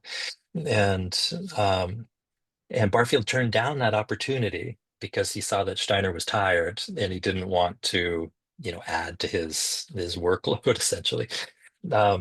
So he declined. Very typical Barfield, I think, actually. Very gracious, very polite, thinking of others. There's so many stories of people oblivious to how exhausted Steiner was, who wanted to meet with him and talk his ear off and figure out where they should go with their lives. And Barfield was the opposite. Anyway, so that was the one opportunity that he had and the one meeting between them. But he became very quickly, but not immediately, a very convinced and energetic advocate for anthroposophy. And this was at a time in England, 1920s, when there was a lot of esoteric ferment. Theosophist of the time, a man named G.R.S. Mead, who's also well known. G.R.S. Mead described what he called the rising psychic tide in England at that time. And so lots of theosophists, lots of followers of Gurdjieff, there are just all kinds of movements going on. And Barfield had no interest in any of those and became interested in anthroposophy because of Steiner's philosophical writings. Barfield is an extraordinary clear thinker. He's very suspicious of people whose thinking who are speaking on spiritual topics, but whose thinking is muddy, too much driven by a kind of random feeling life, kind of a half-conscious, dreamlike experience. He has no interest in any of that. And he associated that with theosophy and with some anthroposophists, but not with the core of anthroposophy, which was represented for him obviously by Steiner. But I think he saw the taproot of anthroposophy. What allowed Steiner to see with such clarity in the spiritual world was the clarity of his thinking. And his rigor in that regard.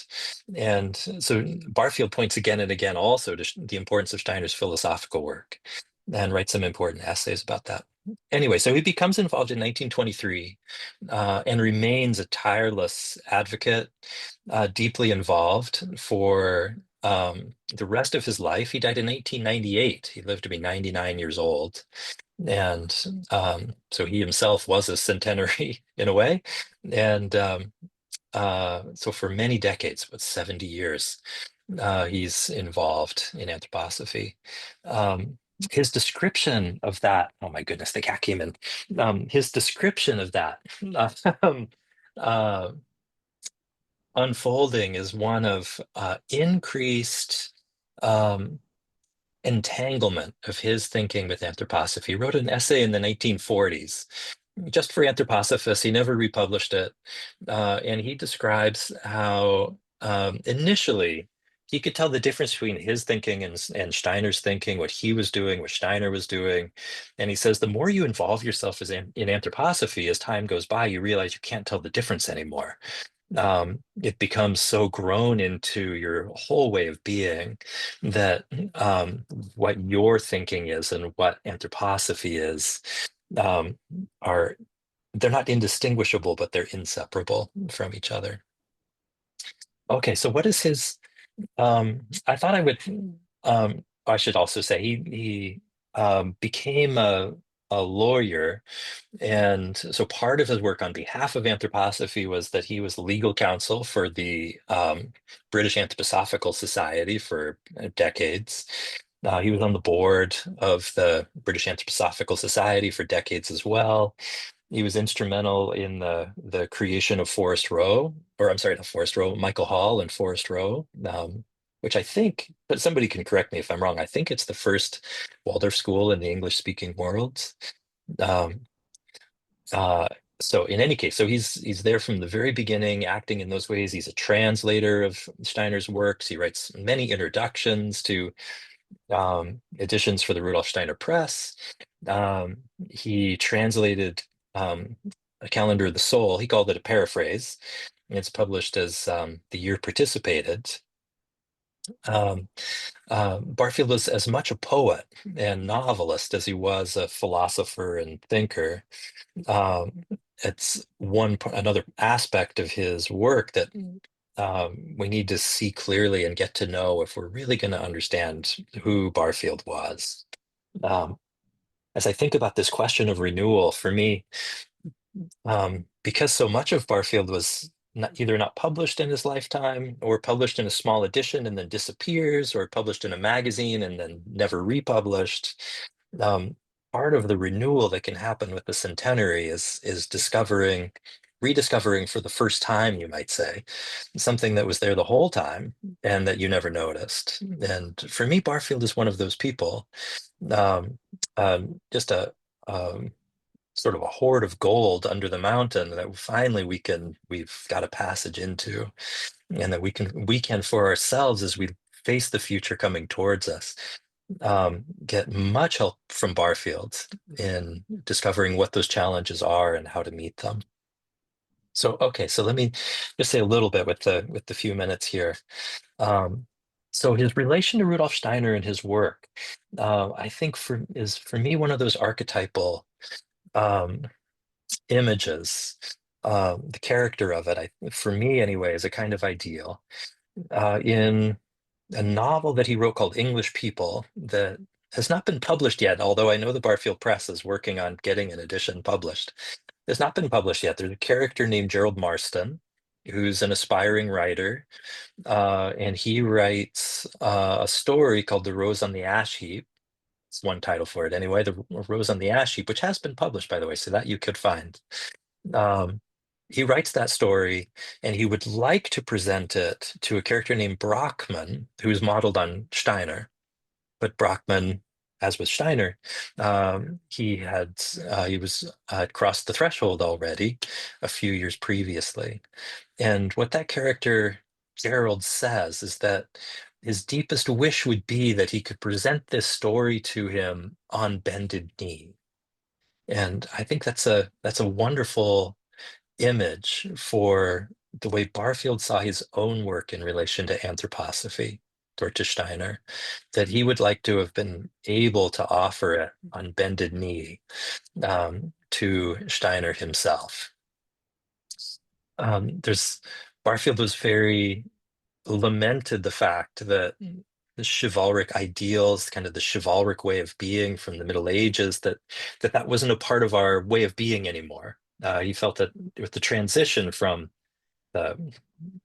not to use technical jargon here, but just from the medieval world, the intellectual soul era into the modern era, that's one thing that had been lost, and we would do well to recover it in a way that fits our time, that's suited to our time. And this So his relation to anthroposophy, then not one of slavish devotion, but one of fealty. There's a kind of graciousness, I think, that a sense of humility in his approach. So that's one aspect. I think we can see that if you look at his references to Steiner throughout all of his work, which is very wide-ranging. I toyed with whether I should say much about that here. I'm not sure that I really have time, but I want to say a little bit about what he adds at the end. I'll leave it there. But if you're interested in his work, I encourage you to seek it out, find it. It's his grandson, who's the executor of his estate, also named Owen Barfield, is republishing his books or publishing them for the first time. It's called the Barfield Press, and you can find them through any outlet. So I do encourage you to find those. So on the one hand, he has this attitude of fealty, but on the other hand, Barfield has his own immense stature.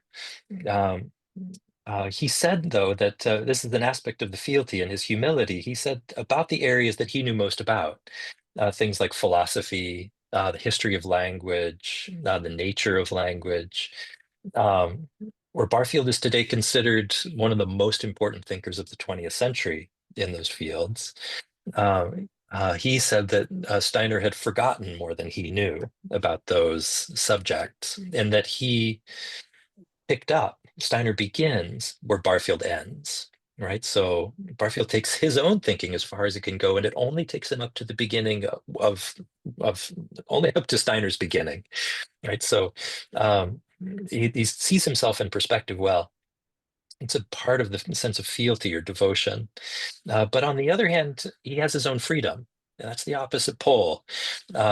He thinks it's important not to take what Steiner says at face value, not to just accept it. And, the Steiner says impulse, and because he says it, therefore I embrace it. He's not like that at all. He felt there was a need, it was incumbent, the Steiner didn't want disciples. He didn't want advocates in that way. He wanted collaborators. He wanted people to take up impulses and develop them, to continue to test them, and so on. And he saw himself as doing the same. So, for example, he says that at one point in one interview, he says that he's tried to confirm as much as he can of what Steiner has done, and he doesn't find anywhere that disagrees, except maybe with what contemporary geology is saying about the separation of the moon from the Earth. Right, so that was in 1980 or so, something like that. So he's really trying to do it, and he sees that as an important part of the anthroposophical impulse and what it is to be an anthroposophist. That one must remain in one's own intellectual life and one's own spiritual development. One must remain free.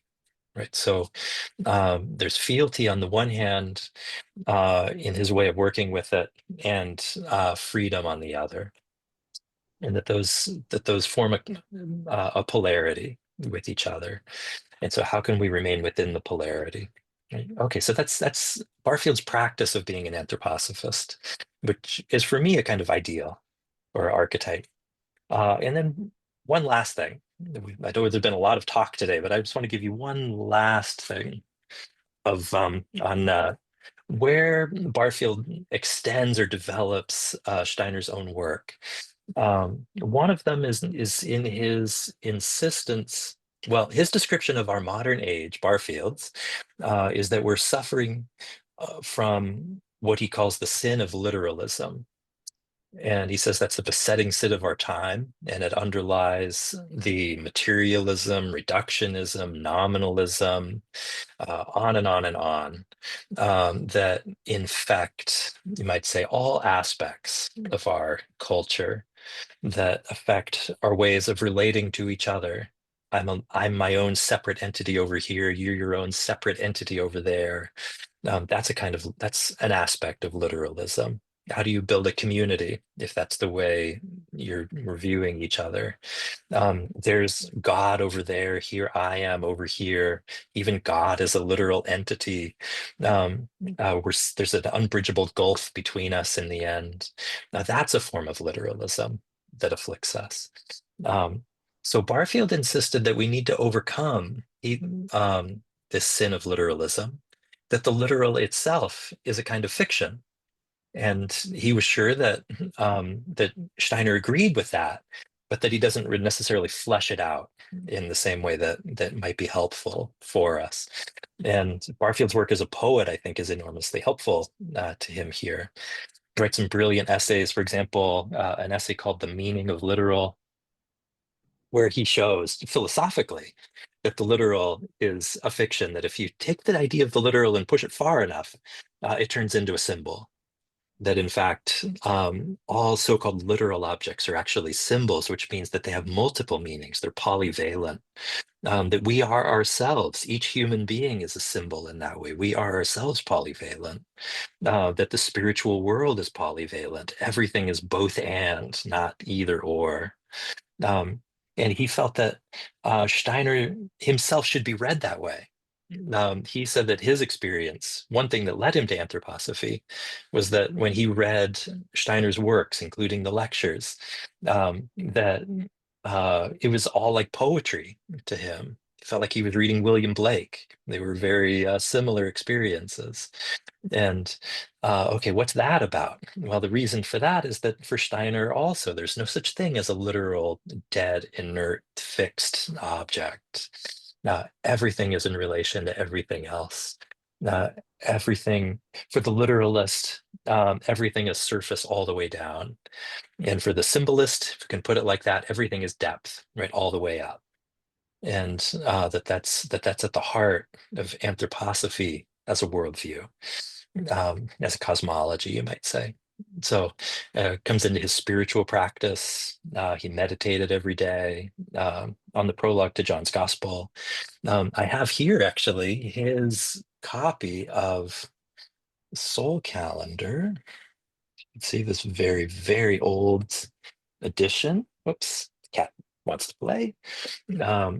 Very old edition of it. It's even falling apart. It's kind of crumbling. It's used so much. You can see here. Oh gosh, it's really coming apart.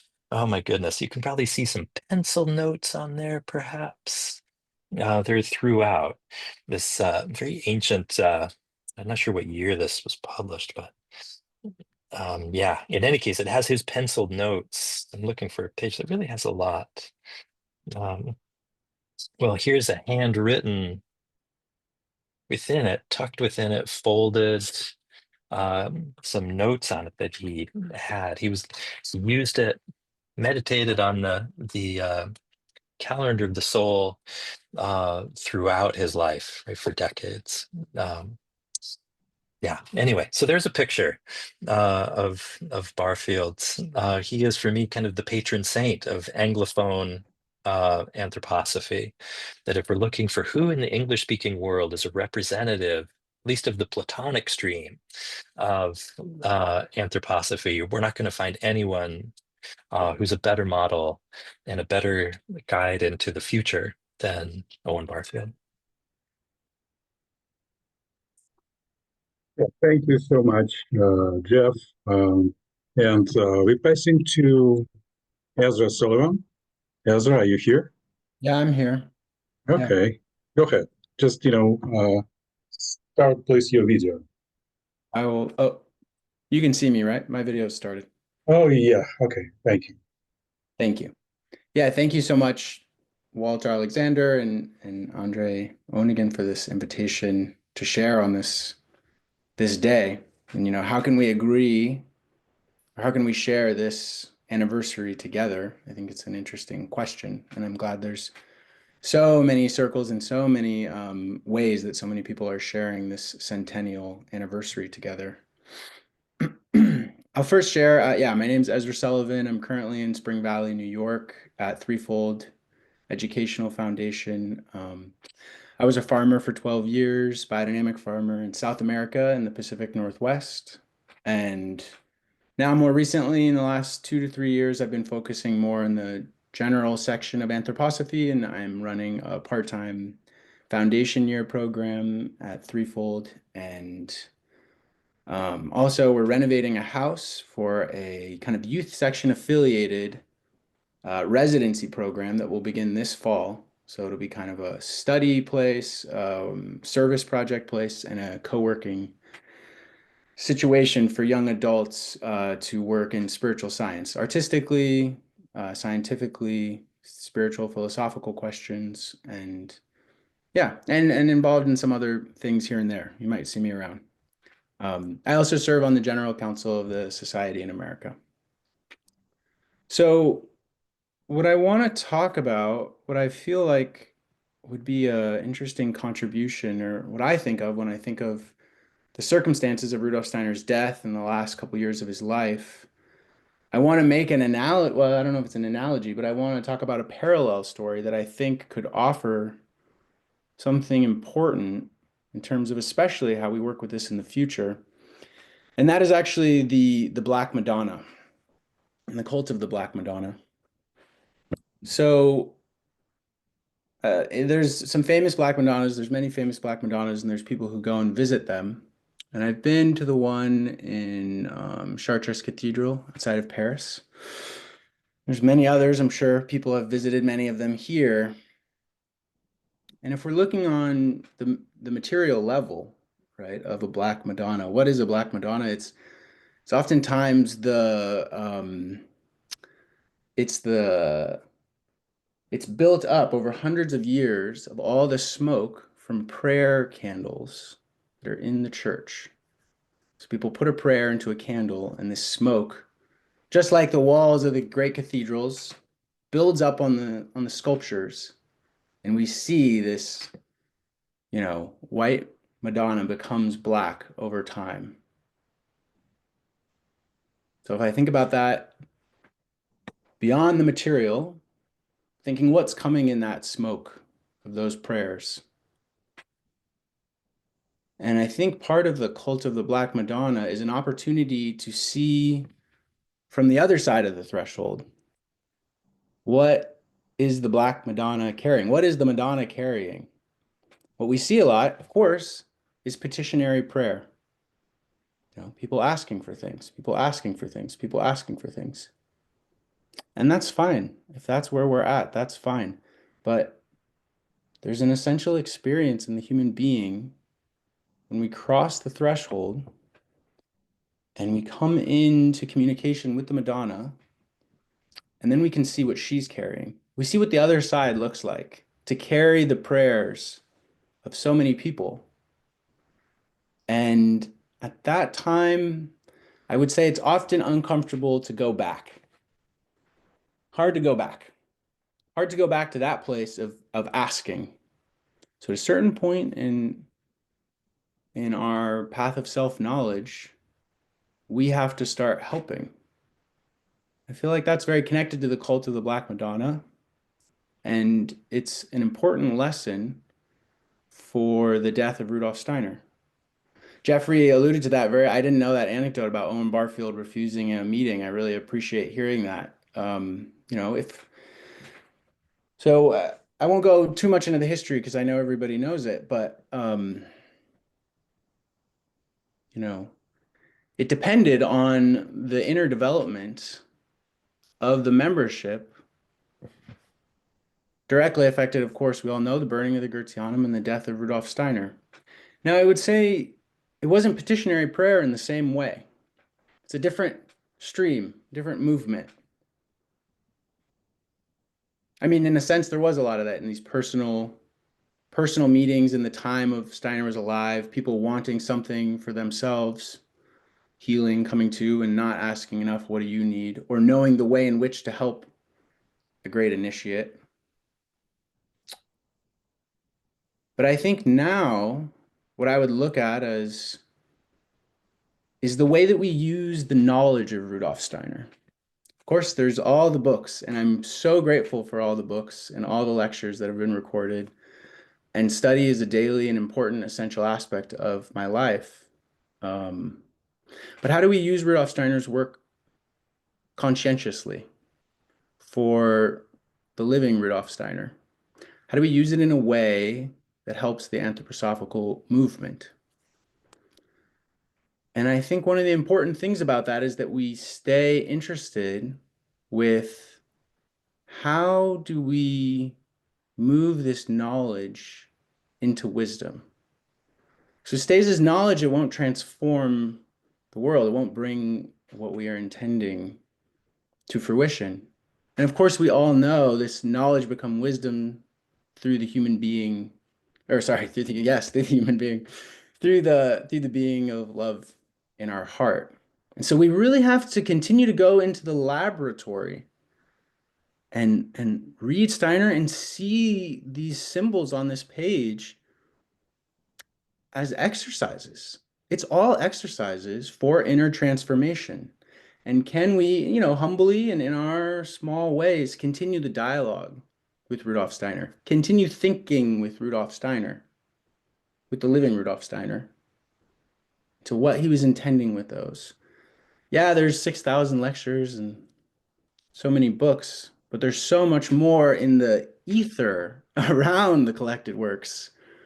There's millions of lectures. There's millions of lectures that are waiting to be had. So when I think about the future, I think it is, in a certain sense, taking responsibility for in the same way, the cult of the Black Madonna, we have to become aware of what Rudolf Steiner is holding for this movement and what it did to him when he was incarnated. And we have to honestly look at that. And I think this movement of knowledge to wisdom, oh, I'm so sorry. I didn't start my timer, so I don't know, but you can make a hand, Andre, you can make a hand gesture when I'm close. So I think that this movement of knowledge and wisdom will be essential for the next kind of step, or the next 100 years, which has to be a focus on truly, we've had 100 years which has done a lot of preservation, which has been so important for something like the great initiative of Rudolf Steiner to bring in.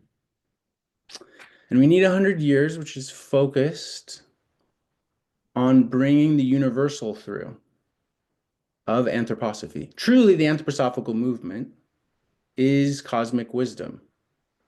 All cultures should use it. All religions should use it. We can renew all cultures and all religions through cosmic wisdom. And it has to come, this knowledge transformed into wisdom, for it to be taken up by everyone, for it to be universally human and apply to everyone. And yeah, I think there's something there. I don't mean to bring too much weight into it by calling in what we see from the other side of what we give to Rudolf Steiner and what he's carrying, but I think it's a really important picture. And I want to state too that when I contemplate my own life, but when I contemplate the trials and obstacles of the Anthroposophical Society, to the burning of the Gertianum and attempted, well, anyways, many things. We could say so many things. I think we need to begin to to forgive ourselves of considering the adversaries as such. We have to forgive ourselves from considering the adversaries as anything but the conditions for initiation.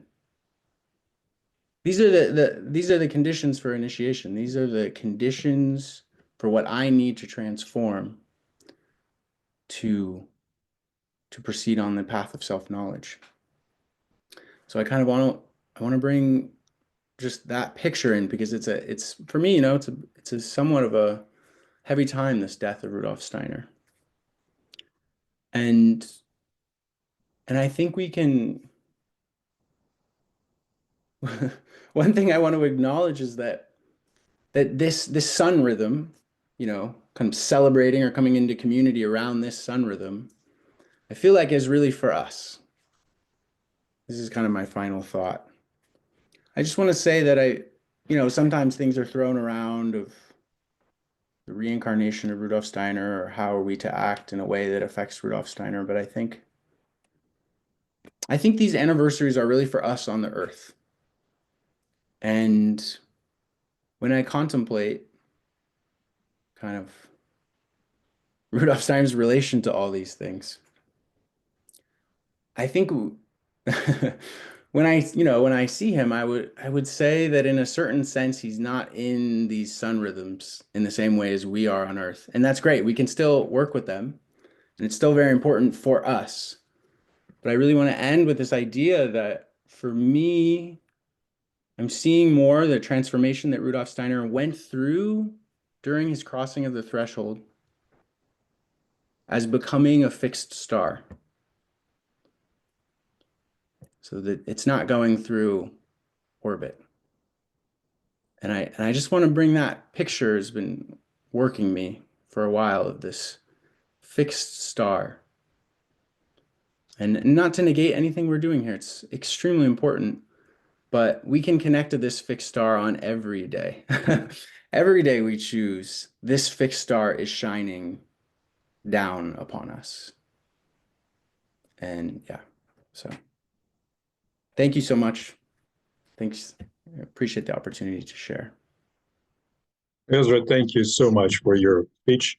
So, and we're passing to Walter Alexander. Walter, over to you. Thank you very much, Andre. I see how far the time has gone, and I would say probably that all that has been said before has made me throw out what I was going to say because it would be too long. And yet, I particularly want to thank Ezra because he brought up a lot of what I wish to say. But I'm going to make a few comments because my chosen topic. Let me just see if I have the speaker view because I on my screen I can see you, Andre. I guess I should go back to gallery. Hold on. Yeah. Okay, better. But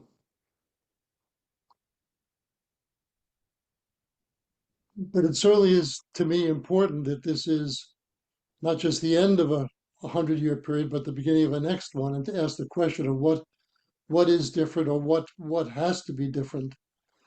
And maybe the first question that comes up is around the sense that at this very difficult time in outer history, I mean, really difficult, really shocking, really a sense that a page has turned really fast, although it was in the making for a long time. But now it's here. And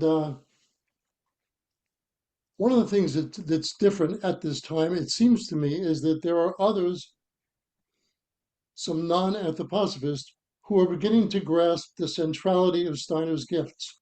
In my own contact, yours may be different. I would mention Daniel Pinchbeck, G.G. Young. I would mention in December, there'll be a Harvard Divinity School conference on Steiner. What does it mean that there's a certain penetration of Steiner to the outer world that's new? And what is it? How does it change our task? And I think in a way Ezra was really talking about that. And I also wanted to make a little bit of a comment around Andrew's statements about science.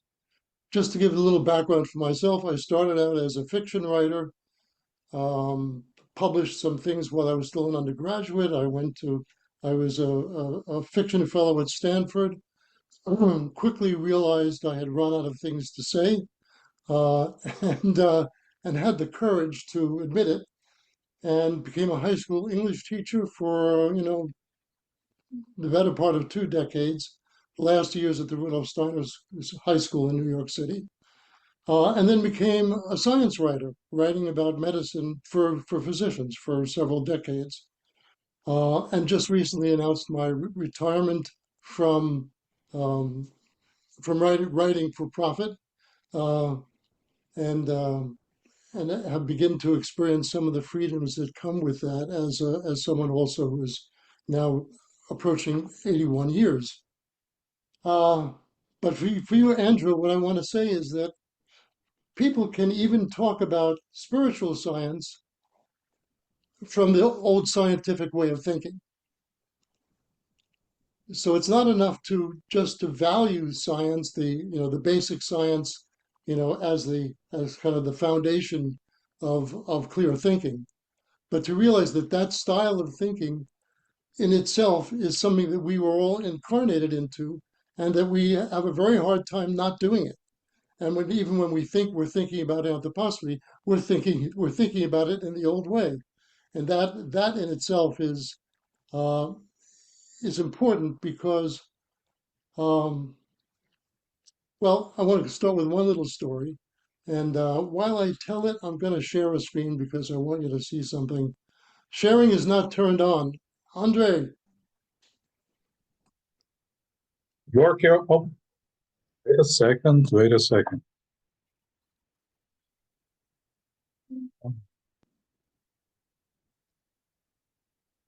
Just a second, Walter. okay.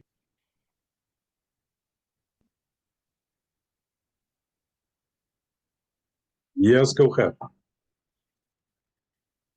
Yes, go ahead. Okay, why this image? When I look out my window, I was fortunate to have a place in the country in addition to a much downsized place in New York City. I look out my window to my bird feeders, and I noticed last year that there were some birds looking a lot like this, but with no yellow on them, but just kind of brownish gray. And they looked familiar, but I didn't know what they were. And then at some point, maybe in February, I started to notice just a little bit of yellow around the face and some of them. And then I went to my bird books and I realized that for the goldfinches, in the winter, they have no yellow, they have no gold. But as they approach out of winter, as they move towards the summer, gradually they begin to move toward gold. And it seemed to me a way of thinking of ourselves.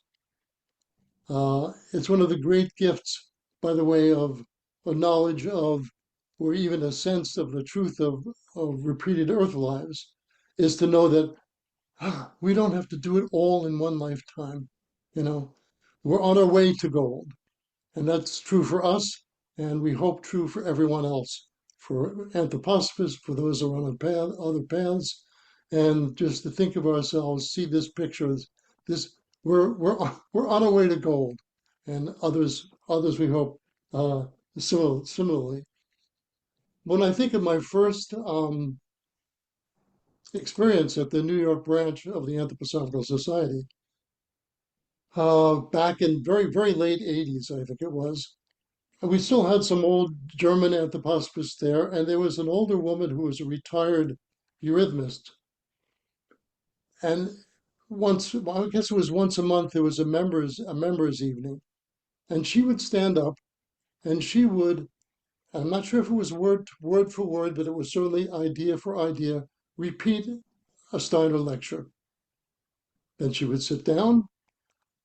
If there were conversations, if there were anything going on, she never said a word. She didn't comment. She had no opinion. She never brought anything. Once a month, she stood up and recited a Steiner lecture. And the impression she gave to me was simply her confidence in Rudolf Steiner was 100%, and her confidence in herself was at zero. And to a certain extent, I think that our history as a movement still reflects degrees of that. And entering into this second century of Steiner, that that's impossible.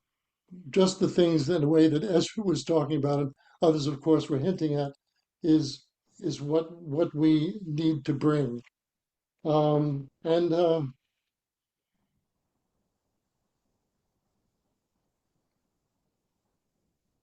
do we bring it?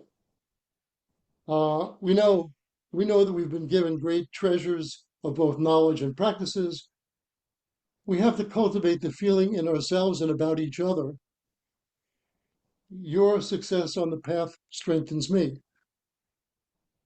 Your coming into your own reassures me. Your struggles move me. They grieve me. And this attitude with each other as anthroposophists, as people working together, we can bring to the rest of the world as well. Because it's that strength within this that will be the only thing that really brings that sun to others. And knowing that time is going short and realizing that probably I'll work on some kind of lecture, bringing in a lot more. I think I'd like to just take a look now with you at the calendar of the soul verse for today, for this week, just ending today, actually. But I have to find it first. Bear with me. Not there.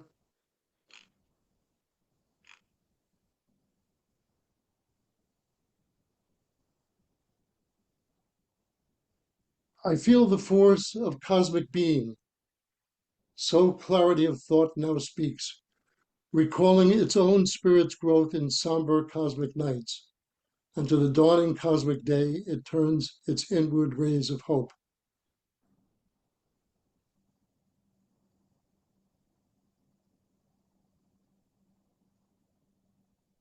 In our work as individuals and together in anthroposophy, we can know how in darkest times that we have grown through those darkest times.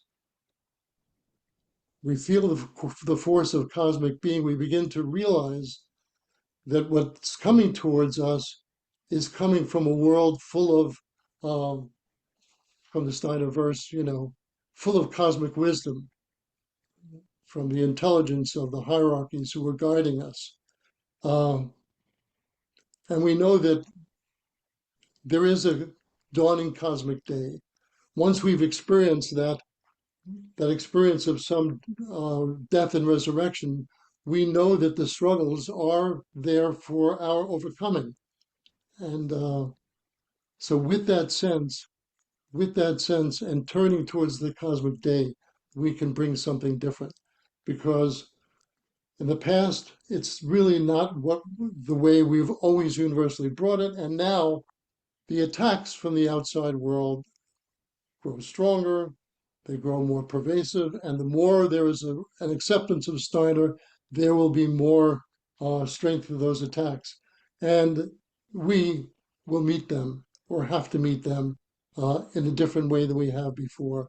And we have to bring the qualities that have been strengthening us in our way of working with each other and with the rest. Time flies, and so what I'd like to do now is say something a bit about we in our meditation group have been working with the calendar of the soul for about 3 years now. Had a wonderful visit from Richard Steele, which we're very grateful for that, Richard. And just last week, I had a call from Joyce Riley, and she said, there's someone who wants to join on Zoom, wants to join your calendar of the soul meditation group. She's just written a book. Translating the calendar of the soul into Arabic, and she herself is a founder of the only enduring Arabic Waldorf school in Israel. So she came to our group, and she was wonderful. And she described to us, I'll read you a little bit about her. And then she read to us on my invitation. She recited this calendar of the soul verse in Arabic and in Hebrew. And it's something that I really want you to hear. So, but before that, I just want to say, you'll hear Brittany Rabin and Dan Rabin reading the German and the English. And this is Lana Nasrullah, whom you will hear. But I have a little bit about her, just I want to share, and then and here's where Shefa Amr is the Waldorf school. You see she's described here that she grew up, here's the Sea of Galilee, here's Nazareth. She grew up in the places where Jesus walked. And just a word about, if I can find it, try not to get dizzy. The school is in this city, a lower Galilee city of over 30,000 Muslim, Christian, and Druze Arab inhabitants. The first Arab Waldorf school, El Zaytun, which means the olive tree, came into being because of Lana Nasrallah and other like-minded parents who believed that an education for the children, their children, which embodies universal human values, could become a unifying force in a society torn by a century of bloodshed and mistrust. From its inception, El Zaytun was a catalyst for bringing Shafran with a neighboring Jewish community at Kibbutz Harduf. Lana and other El Zaytun teachers collaborated with teachers at the Harduf Waldorf School. We know about that school. It's the first school that provides a Waldorf education steeped in the beauty of the Arab culture and language. Not only do children also learn Hebrew and English, but all the different religions and sects of Arab people are represented and work together. Muslims, Christians, Druze, and Bedouins. Bringing these diverse Arab religious communities together in one school is unique, and Tamrat El Zaytun provides a model for how to integrate Waldorf education into the Arab culture. It's just kind of a symbol for a much larger thing of what we may be able to bring. And with that, I think I want to make room for our conversation. I'd like to play for you that verse, first recited in German, then in English, then by Lana Nasrallah in Arabic and in Hebrew.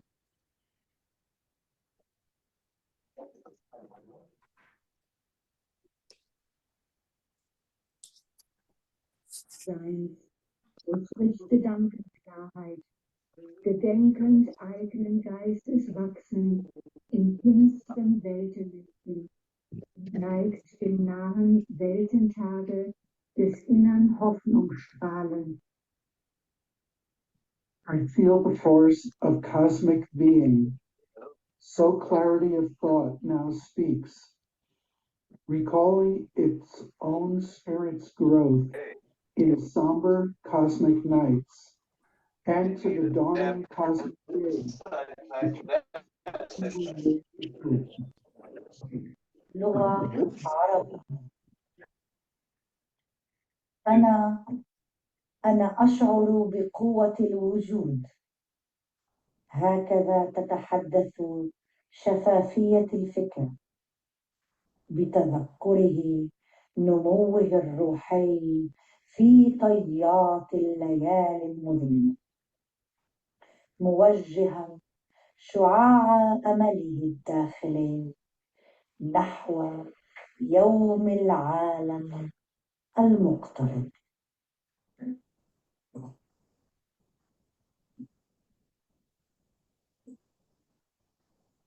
שפה עברית.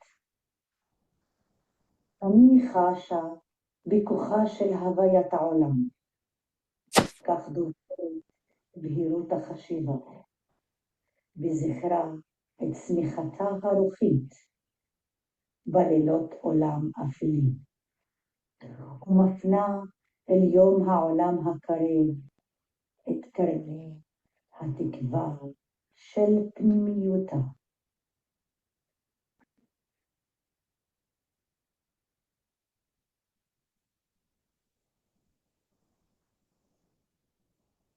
I feel the force of cosmic being, so clarity of thought now speaks, recalling its own spirit's growth in somber cosmic nights. And to the dawning of cosmic day, it turns its inward rays of hope. Thank you, Andre. Thank you so much, dear Walter. Yes, so dear friends, this is a good time to say thank you to our dear presenters. And if you would like to say something, the floor is open. So for sake of orderliness, so can we keep our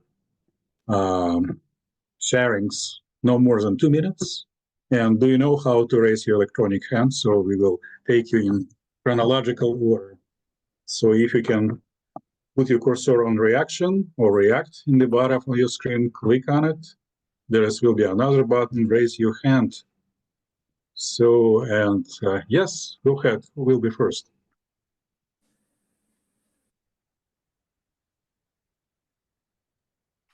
Andre, while we're getting people comfortable raising their hand, let me just mention Gigi Young's name was, I think, Walter, you brought it up. And this summer's Mistech conference is going to have her as one of the keynote speakers, in part because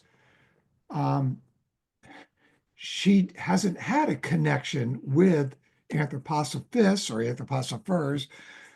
We wanted to try to make that happen. She knows of Steiner and she speaks about it in her podcasts, which reach 7.5 million people. So making that connection we thought was very important. So she'll be Thursday night, the 7th of August. Okay, we have a hand from Angela Clark. Angela, go ahead.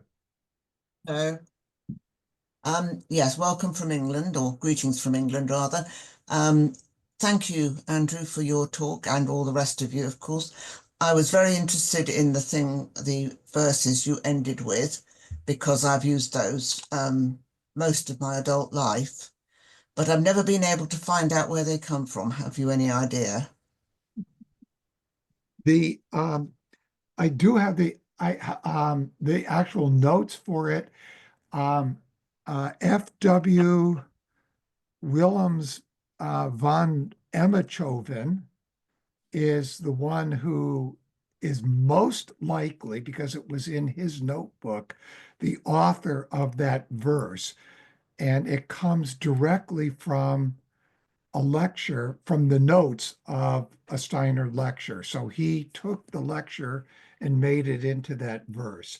And I think the lecture number is from GA 184, but don't take that too strongly. I don't remember the number exactly in my head, but it's something like that. So I think it was something he gave while he was in the Netherlands, Steiner. Does that help? Thank you. Yes, I was aware that it was probably from the Dutch, but I wasn't quite aware of much else. Thank you very much for that help. That's a bit more than I already knew. Thank you. Thank you. So Yaya is next. Yaya? Huh? Yes, I don't have any comments, but I'm so grateful to all of the contributors. You made your point with such poignancy and inner warmth that I will remember this event for the rest of my life. Thank you to all of you.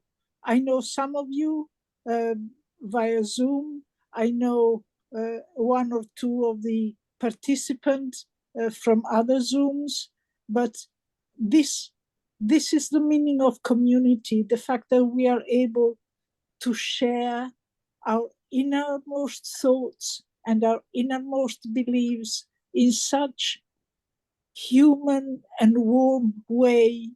And it is an encouragement to take the next step forward. Thank you all so much. Thank you so much, Yaya. So can we visit you in London?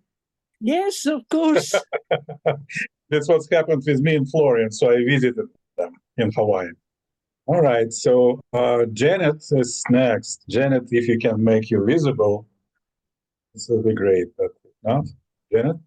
Oh, excellent. I was very grateful for all the talks.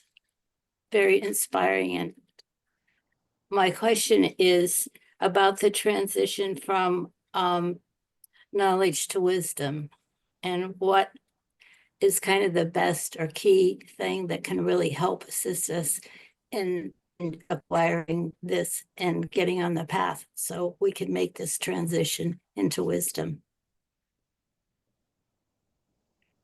That is a question. Maybe Yes. Ezra can answer. Ezra, are you here? Yeah, I'm Yes. here. I don't Okay. know if that's like a live with the question, I think is I don't know. That's a great question. I don't think I'm gonna answer that question because that would, in a sense, defeat the purpose of what I was talking about. You know, I would just say wisdom lives in a knowing beyond the mind. I think that's so really consciousness, soul would be something I would say. But there's so much wisdom in this call, so I'm sure lots of other people have thoughts. Wisdom becoming practice. Practice, I mean, knowledge becoming practice. Practice leads you to the wisdom. So this is what I can see. Okay, Owen Barfield. Hello. Owen? Thank you very much for the invitation and for organizing this event. I've really enjoyed it. I particularly enjoyed Jeffrey Hipolito speaking on a very worthwhile subject. So thank you to Jeffrey. It's always a pleasure to hear him. But my question is for Andrew, because during his presentation, I was taken by this idea that AI, artificial intelligence, is loosening our etheric body. I think that's a very interesting thing, and I quite like how Andrew said we have to embrace the new technology and not be afraid of it, but embrace it. Just wondering if Andrew could express a little bit more about how AI is loosening our etheric body. Actually, I didn't say it's loosening it. I'm saying that the times we live in, it is loosening. And part of the times we live in is, of course, and I see this meeting is being transcribed for AI Companion, but what I was trying to say is that the world that we live in has so much within our society, or the economic realm, the rights realm, the social cultural realm, that is collecting data and processing the data. Every day we are generating megabytes of data. And so if we didn't have computers and we had to do all of that by hand, we would spend, I don't know, I'm making up a number, 80 hours a day working on just the numbers. And so we don't realize how much is being done for us every day for us to have the kind of lifestyle that we live. Now, we might argue that lifestyle's not worthy of us. It has its faults, but as we go forward, the amount of data per person is increasing. The interaction with AI is going to become totally commonplace. And we're going to see things like white collar workers becoming so productive that the staff of white collar workers will be cut in half and then cut by 80%. So our need for threefolding and so on is desperate right now. We need it because yes, AI will create other new jobs, but I don't think they'll be anywhere near close to the amount of jobs that will be done away with. So what I'm trying to say is that the future world, if we had to go where we are today into it without AI, the amount of time we would be spending would be enormously more. But AI then frees us from a lot of this dead thinking that we would otherwise have to do. And the question is, what are you going to do with it? Right now, I think most people are going to flip on the TV and watch a movie or something with that free time, or they're going to jump on social media and keep up their social media image. But hopefully we can use that time to start developing living thinking. That's what I was trying to get at, Owen. I don't see your image anymore, but if you do you have any more comment on that, Owen? Where are you? No, I've understood what you said, and thank you for saying it. That does explain it. I slightly misunderstood you, but now it's all crystal clear, and we know where we have to go. Oh, just a question. Where are you from? I'm in Reading, in Berkshire, England. Okay. And he is the godson of that Owen Barfield that Jeffrey spoke about. Grandson. Grandson. I meant grandson. Yeah. Yes. Not Wow. godson. Grandson. Yeah.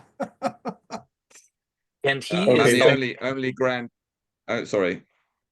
I was just going to say that Owen is also spearheading republishing his grandfather's work. So the Barfield Press I referred to, I didn't know Owen was here, but the Barfield Press I referred to is piloted by him. Very good. Okay, Leon Davis is next. Leon.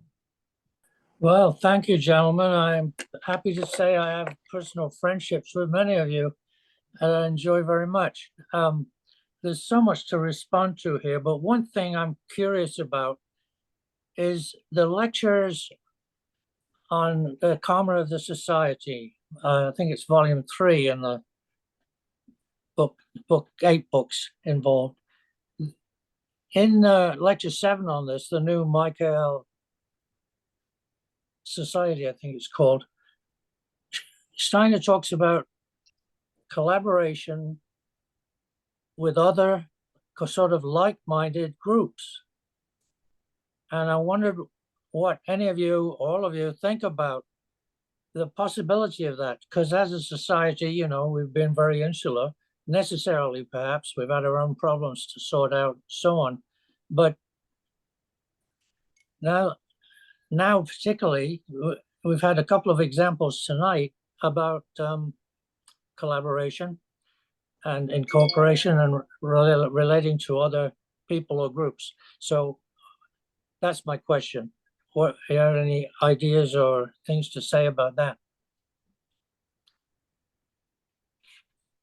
Okay, who is willing? Walter, are you going to answer? Not definitively, but yes, that's very much. I was very happy to hear Andrew speak about, Linnell speak about inviting Gigi Young. We're looking at talking about some of these other individuals because some of them, really brilliant people who get the vastness and the thoroughness of what Steiner brought and are beginning to doubt many of them, even though they aren't totally questioning conventional science. There's some suspicion that remembering Francis Bacon's, you're going to, through experimental method, you're going to torment the world in order to get it to reveal its secrets. But it's the opposite view, and this was articulated by Judith von Holland, not someone I consider myself a follower of, but an AI translation from a recent volume 4 of her book Das Wort. The missing characteristic ingredient is the undisguised, devoted feeling for the forces that cause natural phenomena. So it's a sense, what knowledge can you really get when you approach science without that, without the feeling for what's behind it, without the love for the phenomenon? How will your results be skewed? And will you always end up, and this is the sense Steiner was talking about this from the beginning, about the form of thinking, you're going to end up luciferically wanting to go to Mars, or ahrimanically wanting to have your consciousness forever glued or soldered to a circuit board. And there's a different future that when Anthroposophists, because this second century, And now I'm going to just say I also took this from a recent quote by Yeshayahu Ben Aharon, another person I don't consider myself a follower of, but who said very clearly, this century is about when anthroposophists have gone from head thinking to heart thinking. And I think Ezra was saying that very, very clearly. That's when we move from there, when we move into that, when we learn to work with the sense world, but further and more, and knowing that our tasks around transforming it, then we will have a different relationship. But so thank you, Leon, for the question. I don't know if I helped, but we're all thinking about it. We all want to see this. Anthroposophists have to be there in a different way this century. My old friend John Beck said, anthroposophists missed the 60s. But this time now, we can't miss this one. We cannot miss this one. We're supposed to be here. It's our task. So we have to, out of our heart thinking, bring the essentials of new ideas, because without new ideas, what do they say? The people perish. So yes, indeed. Thank you very much. I can see the physical hand from Eugene. Okay. Thank you. Might be of interest to you, out of the Waldorf movement, the by far almost exponentially largest Waldorf school in the United States. It's a charter school, public free tuition, but no other charter comes close, is in Salt Lake City, Utah. And it's started out huge and became absolutely gigantic. It could hold 4 or 5 or more regular old Waldorf schools in its confines. And last year, a good many of the faculty all went to the Goetheanum conference for Waldorf teachers. There are many streams that live in that school. Obviously, Latter-day Saints, Mormonism is one of them, but there is a remarkable interest in and affinity to Steiner. I've given lectures there on anthroposophy. I've given lectures in New York City with Walter's help on who are the Mormons and what's the relationship of Joseph Smith and Rudolf Steiner, and Joseph Smith to the Romantic poetry movement and so on. I think in the United States, it may be that there is going to be a kind of bridge, very, very different levels of consciousness. Salt Lake City is very much like a third cultural epoch city in some ways. You have a desert there, you have a kind of Israel, a kind of Holy Land that drew the Mormons there. But that's not the end. And I think that there's a surprising affinity. And certainly, I've mentioned this to a number of anthroposophists who just laugh it off. They're so weird. And say, well, a lot of people say that about us as well. So I just bring that as interest. I'm not telling you all, go to Salt Lake City and start converting people. But I would say it's amazing how much of a connection there is. And I was surprised at the size of the audiences that I had in the various lectures that I gave about Waldorf education and Steiner. It's also a professor at Brigham Young University who has edited a very controversial scholarly edition of Steiner's written work, which some anthroposophists, serious anthroposophists, feel is actually an attack on Steiner. But I think if you actually read it, it is a very fine scholarly study, critical study of Steiner, which means not everything's going to be agreed with. Steiner wouldn't have expected that himself. So just for your information, something to think about. It's called the Wasatch Waldorf School, and it is big. You can see their website. Thank you, Eugene. So Douglas is next. Douglas, where are you from? Where are you speaking from? Thank you very much. I'm speaking from Southern California in the Los Angeles area. And I wanted to first thank all the organizers for this and all the presenters. This has been so rich to hear your contributions, your insights, your own spiritual research. It was mentioned about the karmic relationships lectures in volume 3, and I believe it's in lecture 6 that Rudolf Steiner gives us what struck me as just an astounding insight that in the beginning of the 15th century, the first hierarchy, the seraphim, cherubim, and thrones, I think his language is carried over into the human nerve sense system, the cosmic intelligence. He says there on a couple of pages that this will take, I think in one sense he says hundreds or thousands of years, and then in another paragraph he said eons of years to work this out, to come to fruition, my word.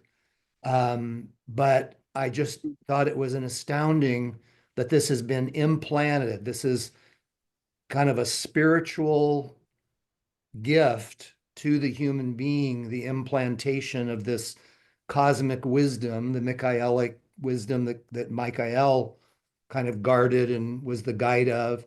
And I wondered if any of the presenters kind of are aware, probably, I'm sure have heard of this, or how this might apply to the themes we've been talking about today. Thank you.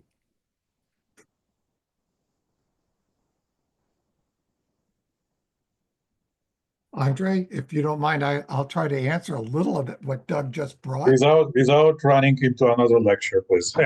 Oh, okay, then I'll shut up. No, but Douglas, you're probably aware that Steiner also spoke about how there was a transition in the 15th century from the archangels administering the blood so that they could move over and administer the nerve sense system so that this could happen, as you're pointing out. And they trained up until 1879 angelic beings to take over the blood administration. And Steiner points, that's why we still have a lot of this nationalism and anything that draws us into being associated in our sympathies or antipathies with the bloodline. So all those changes have to occur. And of course, fascinatingly, Michael drives a bunch of those angels down into human consciousness. The very ones that were trained in the blood system. But you're absolutely right. I don't have more to comment other than it's that important that it's with the archangels now to develop this in the human being. Thank you. By the way, those angelic beings in the bloodstream, they are causing such a huge intelligence and knowledge in area of economy and technology. So they are real inspirers. Yeah, thank you so much, Andrew. So Emilia Georgievich. Yeah, Mima for short, thank you. I see. I've been a Waldorf teacher for about 18 years and raised my children through Waldorf education. And I'm so grateful for today's opportunity. And some of the things that I'm taking with me is this idea that as we are studying anthroposophy and applying it in our lives and developing in there, that we are thinking with Steiner and that we are actually thinking with each other at the same time, because we are incorporating anthroposophy in our lives. And the other one, I just yesterday was thinking of Steiner and in my own heart, admiring what he brought to us, and just is that he is compared to John the Baptist in being a herald of the second coming. It really kind of puts it into a nice capping of his work. But I have some concerns about some developments within the Waldorf, which is very present for me because of my work and interests. Over the last several years, I was partaking through my work in world conferences or Zoom meetings for professional development, where some presenters have actually, what is in my perception, really dismantled Steiner's worldview in like the basic fundamental truths, what I feel is the fundamental truth about the reality and the fundamental basic principles of anthroposophy and Steiner's insights. So particularly, I will mention some names, and I am hoping, how can we work with these individualities? Because some of them are very prominent in the world, and the Waldorf movement. They're writing books for curriculum, but they're really dropping and actually saying that Steiner was wrong about the epochs development. I'm quoting just from the last Zoom meeting that I had a couple of months ago, that he was wrong about Steiner was wrong about what he brought about epochs, about what he brought about Atlantis, what he brought about cultures moving from Atlantis to the East.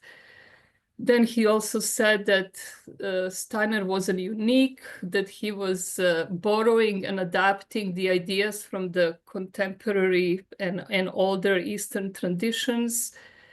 And just go, it went on and on and on, that I was just really shocked. And I was thinking, if the new teachers hear somebody like that, what motivations they would have if to really penetrate anthroposophy. It kind of in a way reduced Waldorf education to more of these methodologies, but even dismantled a lot of curriculum ideas. So I am concerned, and I'm wondering, is there some kind of a body that I could bring my concerns? Because I feel like me as an individual and being a participant in this kind of worldwide conferences or Zoom conferences on a smaller scale, I am not sure. Like, I've tried to put some questions and to put some comments, but I don't feel like they were really received. And I'm wondering, is there a way of addressing when the members of our own movement are really basically dismantling Steiner's most highest, what I feel, contributions and ideas? So I don't know if anybody can answer. And some of them are writing curriculum books that are going to be worldwide published. I mean, these are some people who are leaders in this matters, and it hurts me to see that and concerns me. So thank you. I don't know if anybody has any comment or answer. Thank you so much, Mima, for this question. Unfortunately, yes, many of us, we are aware of it. So, but I think best answer will come from Eugene. And Eugene, if you're... There's one answer already available to you, thanks to Andre, who invited me to give a lecture last year, which is recorded and available on the Chicago website. Andre could give you the details, but it's called The Class of 2033, Waldorf at War. And I speak about precisely the issues that you've brought up. And in the future, on May 17th, the New York City Anthroposophy New York City group is going to present an online lecture I'm giving, which is called The Power and the Pivot.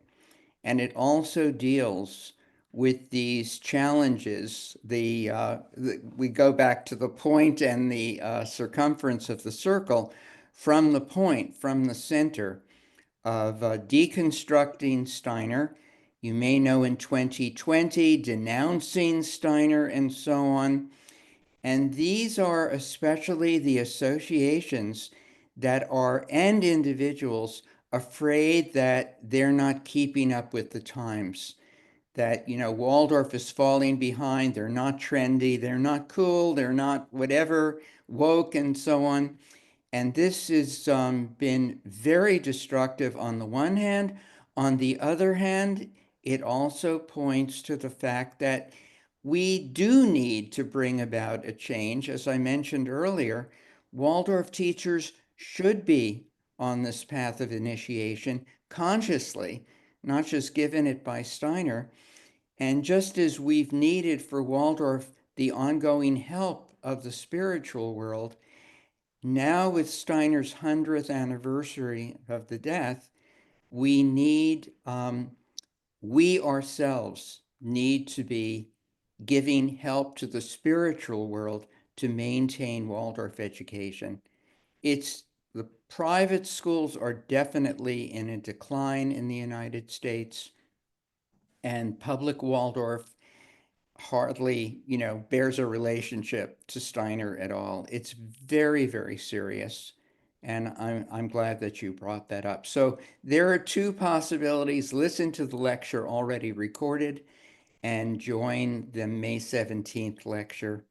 Walter Alexander can give you details about that. Okay, sorry to go on so long. Thank you. You're welcome. Yeah, it's unfortunate problem with also OSNA headquarters, because I'm aware, so sometimes they are even making meetings with newcoming teachers and speaking about Steiner's racism, etc., etc. Yes, yes. So it's very unfortunate event. So I've been in communication with Mary Adams, and I sent, probably she will share with my letter with council, and I just asked them specifically, maybe it's time to act and talk to them. I'm not sure what can be done, but at least, I mean, start with conversation, and you know, we should stop it. Right. That's it. Right. Yes. And for, I'd say, a couple of years, I was about the only person willing to speak out against it. Things have changed. And also, OSNA gets very bored, very distracted with any cause or mission it takes up. So it will also sort of be forgotten and never mentioned again. But meanwhile, a lot of damage has been done and is being done. Yeah, thank you. So, Linda, are you still willing to speak, or Linda Larson? You're muted. Well, yeah, it's sort of another aspect of what you've just been talking about with Eugene. It just seems like there's so many things that were originally a part of the curriculum, which I think are timeless, that are just as valuable now, that are often being replaced by other approaches, and even the movement with not eurythmy as easily in as many schools and things, which are not able, I would think then you can't quite bring the same overall education to these children and students if you're going away from the original curriculum and almost replacing them. And but next to that, and I would love to hear Eugene's comments on that, but I do want to mention that so often people have the impression that a Waldorf school is maybe more with the arts and not as much with science or academics. And I wonder if everyone here knows that I think there's been more than one Waldorf alumni who has won a Nobel Prize. One, I've heard of a physicist from Germany who was a Waldorf alumni who won one. And then I just learned today, before checking on it before this whole wonderful program that you have brought us, that there was one in 2013 named Thomas Südhoff. I think he probably would have been from Germany too. But the fact is, you know, that people could excel in the sciences out of Waldorf also, I think is important to know to that extent. Thank you. But I would love to know your comments about things being brought in, and then different versions of Waldorf, like you referred to some of them, So, Eugene, I think it's again to you. No, you're muted. Eugene, unmute your machine. Eugene, unmute your machine, please. Sorry. Unmute. I just want to say to Linda, you know, as a good class teacher, I can't speak for less than 2 hours very comfortably. So, you know, you'll hear more in May. But the reality is that 2020 denunciation done by the Association of Waldorf Schools of North America, calling Steiner a racist and so on, that opened up, one might say, the Ahrimanic gates of flow. And so many people who've struggled to read Steiner and understand him and just don't want to deal with it, they were so grateful. They finally had an excuse to tear the poor man to pieces. It's very irresponsible, very ignorant, really. And I think what is coming now is it's going to be very likely in the future, smaller Waldorf schools with devoted teachers and parents who really want it. I don't know that the larger model is sustainable anymore, given all of the animosity and attacks there. So I think that's going to be one factor. And the other will just be the courage of Waldorf teachers who do follow Steiner's thoughts and who do want anthroposophy to live in the school. They have to be more courageous. Generally, they fear retribution. They fear loss of their job. And some of them leave and start a little school on their own. So I think in part, as Andrew brought, you know, this is all awful stuff and very much the presence of Ahriman. On the other hand, it's also the kind of shaking up that we need with Steiner's 100th death day so that we can recognize the spiritual world is not carrying us. We are going to have to be holding the burden, bearing the Atlas globe ourselves. But how to bring what's needed from within all of us to Waldorf, back to it almost. And I would think Osna has to play eventually a role in that. I don't think Osna will even be here that much longer. There are well, maybe a new one. Well, we'll see, but there are big questions about Osna's right to have the name Waldorf, actually. So on going on. I think we'll see a change there. But please come to the lecture in May, because I really will speak at length about what is in the power of Waldorf teachers and just plain old anthroposophists to bring something new and dynamic into the Waldorf movement once again. I'm just realizing that one other thing I'm aware of now, from Walter's presentation about collaboration, the New York branch is going to be having something this Saturday on the 5th that is, I think, a step towards a collaboration with transcendentalists, because we are going to be having at 7:30 Eastern time on Saturday evening, the 5th of April, we're going to be having a program about Margaret Fuller, who was a very important, very involved with Ralph Waldo Emerson and the Transcendentalists. And so to sort of bring it opening, you know, to that further collaboration from us out of Anthroposophy. I know you're so involved. You're very much involved with that. That's why I'm realizing, thinking of it after all that we're saying. And it will be on Zoom as well as in person, just so everybody knows. You can tune into it on the website for the branch for asnyc.org. Thank you, Eugene, for all that you've brought. Thank you. Thank you so much. Everyone. Thank you. So, Paul, I've been seeing your hand. So, would you like to add something? Yeah, just maybe it's helpful. I guess I've sort of developed the perspective over the last years. I mean, I came into anthroposophy in the 90s, and in a certain way, that was sort of the top of the wave.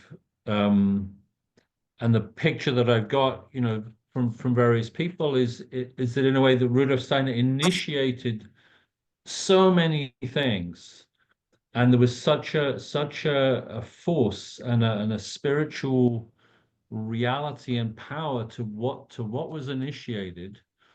That this picture of a wave that just through the 20th century just kind of grew and grew and grew. And actually the Waldorf schools in North America, I suppose, would be a very good example of this sort of growth out of the original impulse. And I think Paul Mackay, the former leader of the social science section, talked about in terms of Leverhult's stages of organizational development, that anthroposophy had this really, really extended pioneer phase where just, people would do stuff and it would, put all their life into it and so on. And that came to an end with the end of the 20th century. And so we've, in this new century, in a way, anthroposophy comes into crisis. It's like, where do the impulses come from? Do we? One of my colleagues in the British priest circle, he said, he trained with one of the founders of the Christian community, Rudolf Köhler, and he told us, I remember Rudolf Köhler talking to me and I looking into Rudolf Köhler's eyes, and Rudolf Köhler saying, when I looked into Rudolf Steiner's eyes, and that there's this palpable sense of a spiritual power that went out then. And what he said to us was, and you're not going to get that from looking into my eyes. That sort of succession, it just doesn't go on forever. And so the question is, authentic, finding for ourselves the impulse out of the spirit. And I would actually say that Rudolf Steiner's early work is, which some people consider his pre-anthroposophical work, other people are big fans of it, but for me, actually, in a way, we need to follow Rudolf Steiner's path. Well, that's part of what the what's called for. So Goetheanism and the philosophy of freedom way. Thank you so much, Paul. So I know Richard is going to leave us because it's midnight in Berlin. So before you're leaving, Richard, would you like to say farewell and say something? No, you are muted. I just unmute.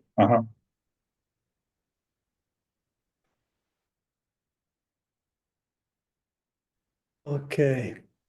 Yeah, Andre, thank you.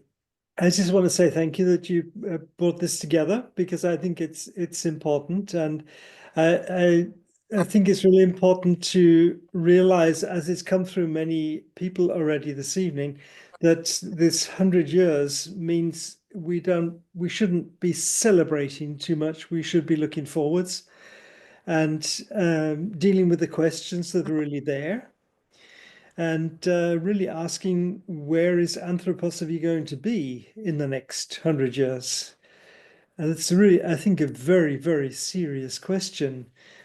So I just want to say thank you for bringing this together, and thank you everybody for being here. There's been some wonderful things shared, I think, and it can be encouraging that so many people are anxious to take part in a meeting like this and to share with each other, and this linking to each other, even if it is only technical at the moment through the Zoom media, and yet it is a way of linking to each other around the world. And I think we really need to be aware of this and to include this, because well, I mean, enough has been said about it. Andrew, I think you pointed in that direction too.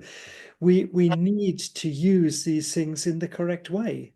It's we're not going to walk around it. It's there, and it needs to be used. So I think that is the only way to deal with Ahriman today, that he's put to good use. That's what he's there for.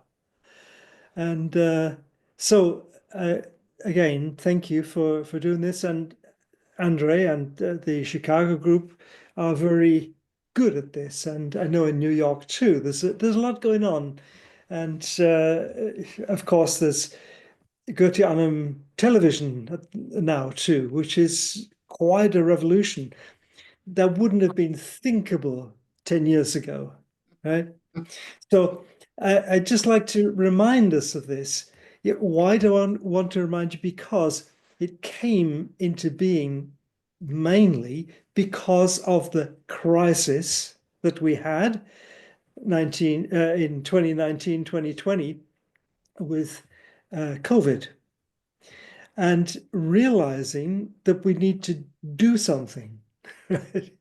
And I think many people only began to realize the necessity of linking through internet, for instance, through COVID, where nothing else was possible. And I just want to remind people, that actually it's sometimes quite good to go through catastrophes like that, because that is where we find maybe new directions. It's like an illness is actually something which promotes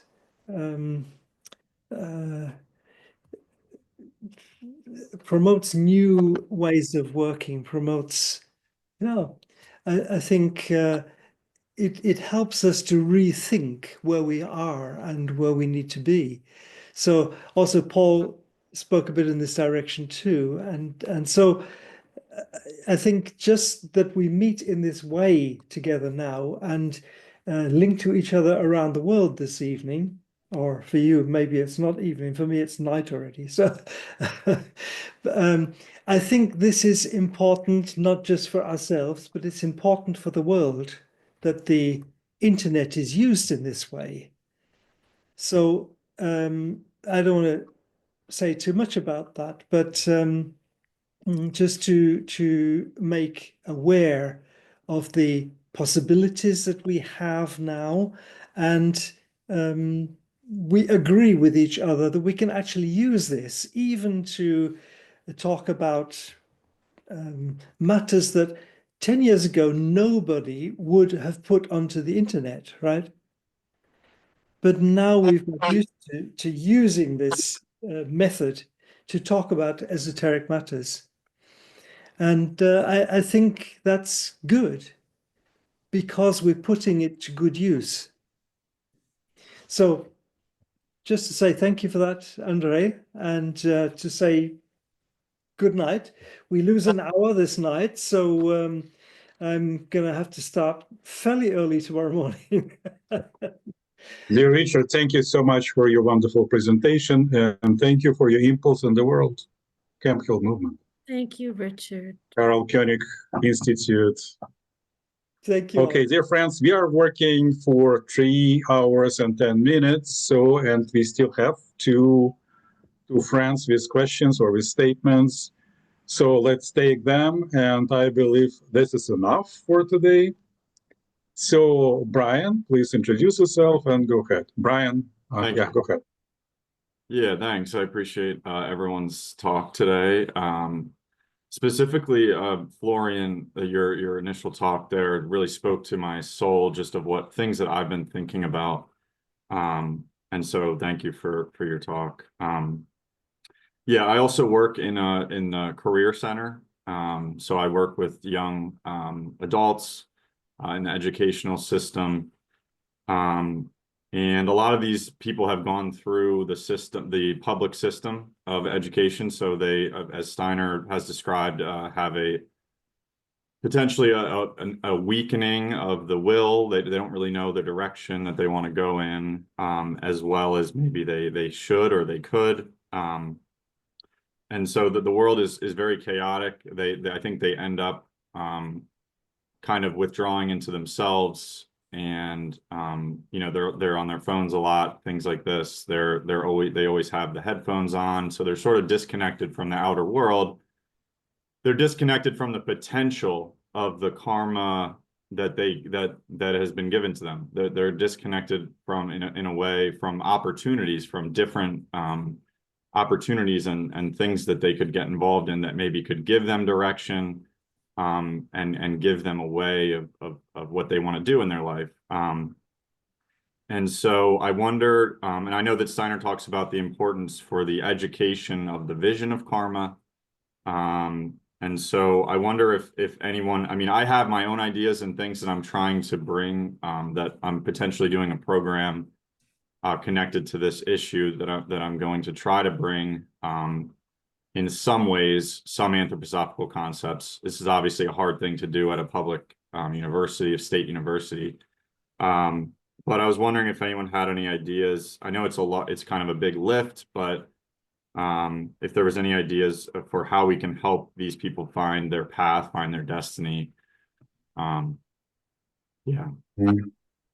Yeah, Brian, because of time, so maybe it will be okay if I will connect you with Florian. Yeah. And who else would like to answer, Brian? So Eugene, or so is it fine? I mean, if I will connect you and you will just continue your communication outside of this meeting, because we're running into different topics. It's huge. It's a big topic. I understand. I think it's fine to just put it out there for people to think about. And yes, I would love to be able to connect. I'll put my email in the chat if that works for you. Okay, great. That's great. Thank you so much. Thank you, Brian. And I mean, right question. This is almost answered. So Phil, so go ahead. Where are you from? Yeah, I'm from London, Ontario, Canada. Oh, okay. Yeah, and I was these anthroposophists who became a Waldorf teacher and took a class through and became a teacher of teachers. And then in 2022, I graduated my class, and then I left the school slightly disheartened because I felt like anthroposophy was no longer being held there. And so many times, but then I came back to this because I miss anthroposophy so much. I went back to the trades. I'm an auto mechanic. But I don't want to go on a lecture. I wanted to maybe direct this to Paul, perhaps, because so much of what I perceive, this is my perception with the school and what we talked about with Osno already, with what Eugene had said and everything, being seemingly like, it's almost like the education movement is getting more closely tied to public education than it is to anthroposophy, and maybe biodynamics is becoming a niche part of organic farming more than anthroposophy. This is only perception, but I'm wondering if this is mirrored in perhaps what Paul was talking about with the Christian community sort of being a separate entity from even the Anthroposophical Society, if I caught it right. And because I'm also a member of the Christian community, and we went from meeting in the basement of the school to then having to go off grounds and all of these kinds of things. And I'm wondering if there's a reflection there with the Anthroposophic Society being separate from the Christian community, because I'll just end with my hope and wish for the next 100 years is that every group under the Anthroposophical umbrella becomes more unified, and we can stand together as a unified group with biodynamics and education and religious studies and all of this as one solid movement, as opposed to this thing that seems like it's dispersing. So I don't want to go too much, but if maybe Paul had some insight into that, hopefully it made sense. Another big topic. So Paul, can you satisfy? Yeah. Okay. In 1 minute. I mean, what's coming up for me is I'm actually going to be speaking at the Canadian Anthroposophical Society conference in May. Different members of the Collegium for the School of Spiritual Science are going to be there, and yeah, I'm going to be talking about the general section and the impulse that's been living very strongly in me is for those who feel themselves to be representatives of anthroposophy, who want to stand in the world for anthroposophy, who, you know, working in different spheres, that that this general section become a space where we get together and we get to know each other, and we ask, well, how do we make connections? How do we help each other? And that actually it's a human thing, rather than, yes, it matters if institutions are sort of taking up positions, but yeah, actually what really, and I think Rudolf Steiner pointed to this in his letters to members about the Anthroposophical Society, this human relationships, interest in each other, and I feel like this actually, we've had this wonderful development through 100 years of these different fields, and now, actually, how can we fructify each other? And it's not so much, and I think it needs to be a very human thing, but also a very conscious thing. So the sort of, as a Christian community priest, I come up quite a lot with a sort of unconscious sort of, oh yes, we're part of this thing called the Anthroposophical Movement, and anybody who comes here must also be part of that. And it's not necessarily the case. I was talking to one of our members who came to me. She said, well, I don't believe in reincarnation. Is that okay? And I said, yeah, of course it's okay. The Christian community isn't about cultivating a particular worldview. I hope that goes. It's a great question. Thank you, Paul. As an anthroposophist, I can give you an anthroposophical answer, but kind of direction. There is Awakening to Community course given by Rudolf Steiner, and if you will just read lecture 6, and where Steiner speaks about different community building elements of Christian community and the Anthroposophical Society, you will find they are different. And I find, this is my point of view, that community building of element of Christian community is much more stronger. So the magnet which is keeping people together is a lot stronger than the Anthroposophical Society, and you can see. Because in the Anthroposophical Society, we have some discussions and conflicts and everything. So because it's a high level of intellectuality always involved. So which is maybe not, I'm not Christian community member, but maybe it's not quite applicable to. So, and usually leadership, which is done by priests of Christian community, is very soft. And they are leading whole community closer, forward with some kind of soft leadership. That's what I think. Maybe I'm wrong. Sorry, Jeffrey. So, what do you like? Can you give us just 1 minute, or? Yes, very quickly. Just wanted to just reflecting on this question and some of the others that came up. I'm reminded that Steiner was already commenting in his time, and I think we've seen it accelerate exponentially, the fragmentation of not only of society but of knowledge, and the way this happens even within anthroposophy, so that you have even within Waldorf schools, so that you have people who specialize in this or that, and they don't understand anything of what's happening in the other directly connected spheres, so that members of the medical section have no idea what's going on with the literary arts and humanities, and vice versa. Or early childhood teachers have no idea what happens in the high school, and vice versa.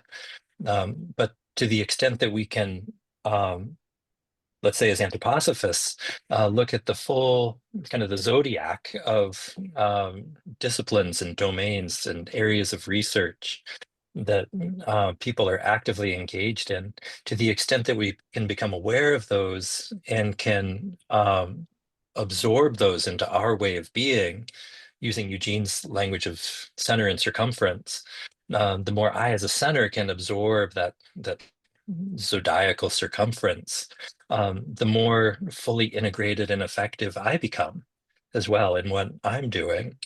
So I wonder if it's helpful to think about being an anthroposophist in that way, this kind of rigorous, all-encompassing, fully curious, intellectually alive way, and in that way bring a healing impulse in whatever domain we happen to occupy.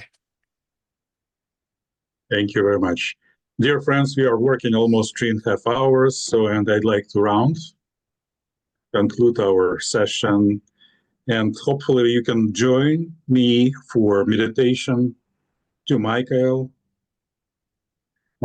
imagination. So I will read it in German. So we will send it to Spirit of our time, or our thoughts and stuff which we discussed.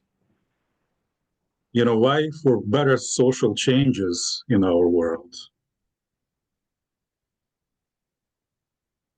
Sonnenmächten entsprossene, leuchtende, weltenbegnadende Geistesmächte. Zu Michaels Strahlenkleid seid ihr vorbestimmt vom Götterdenken.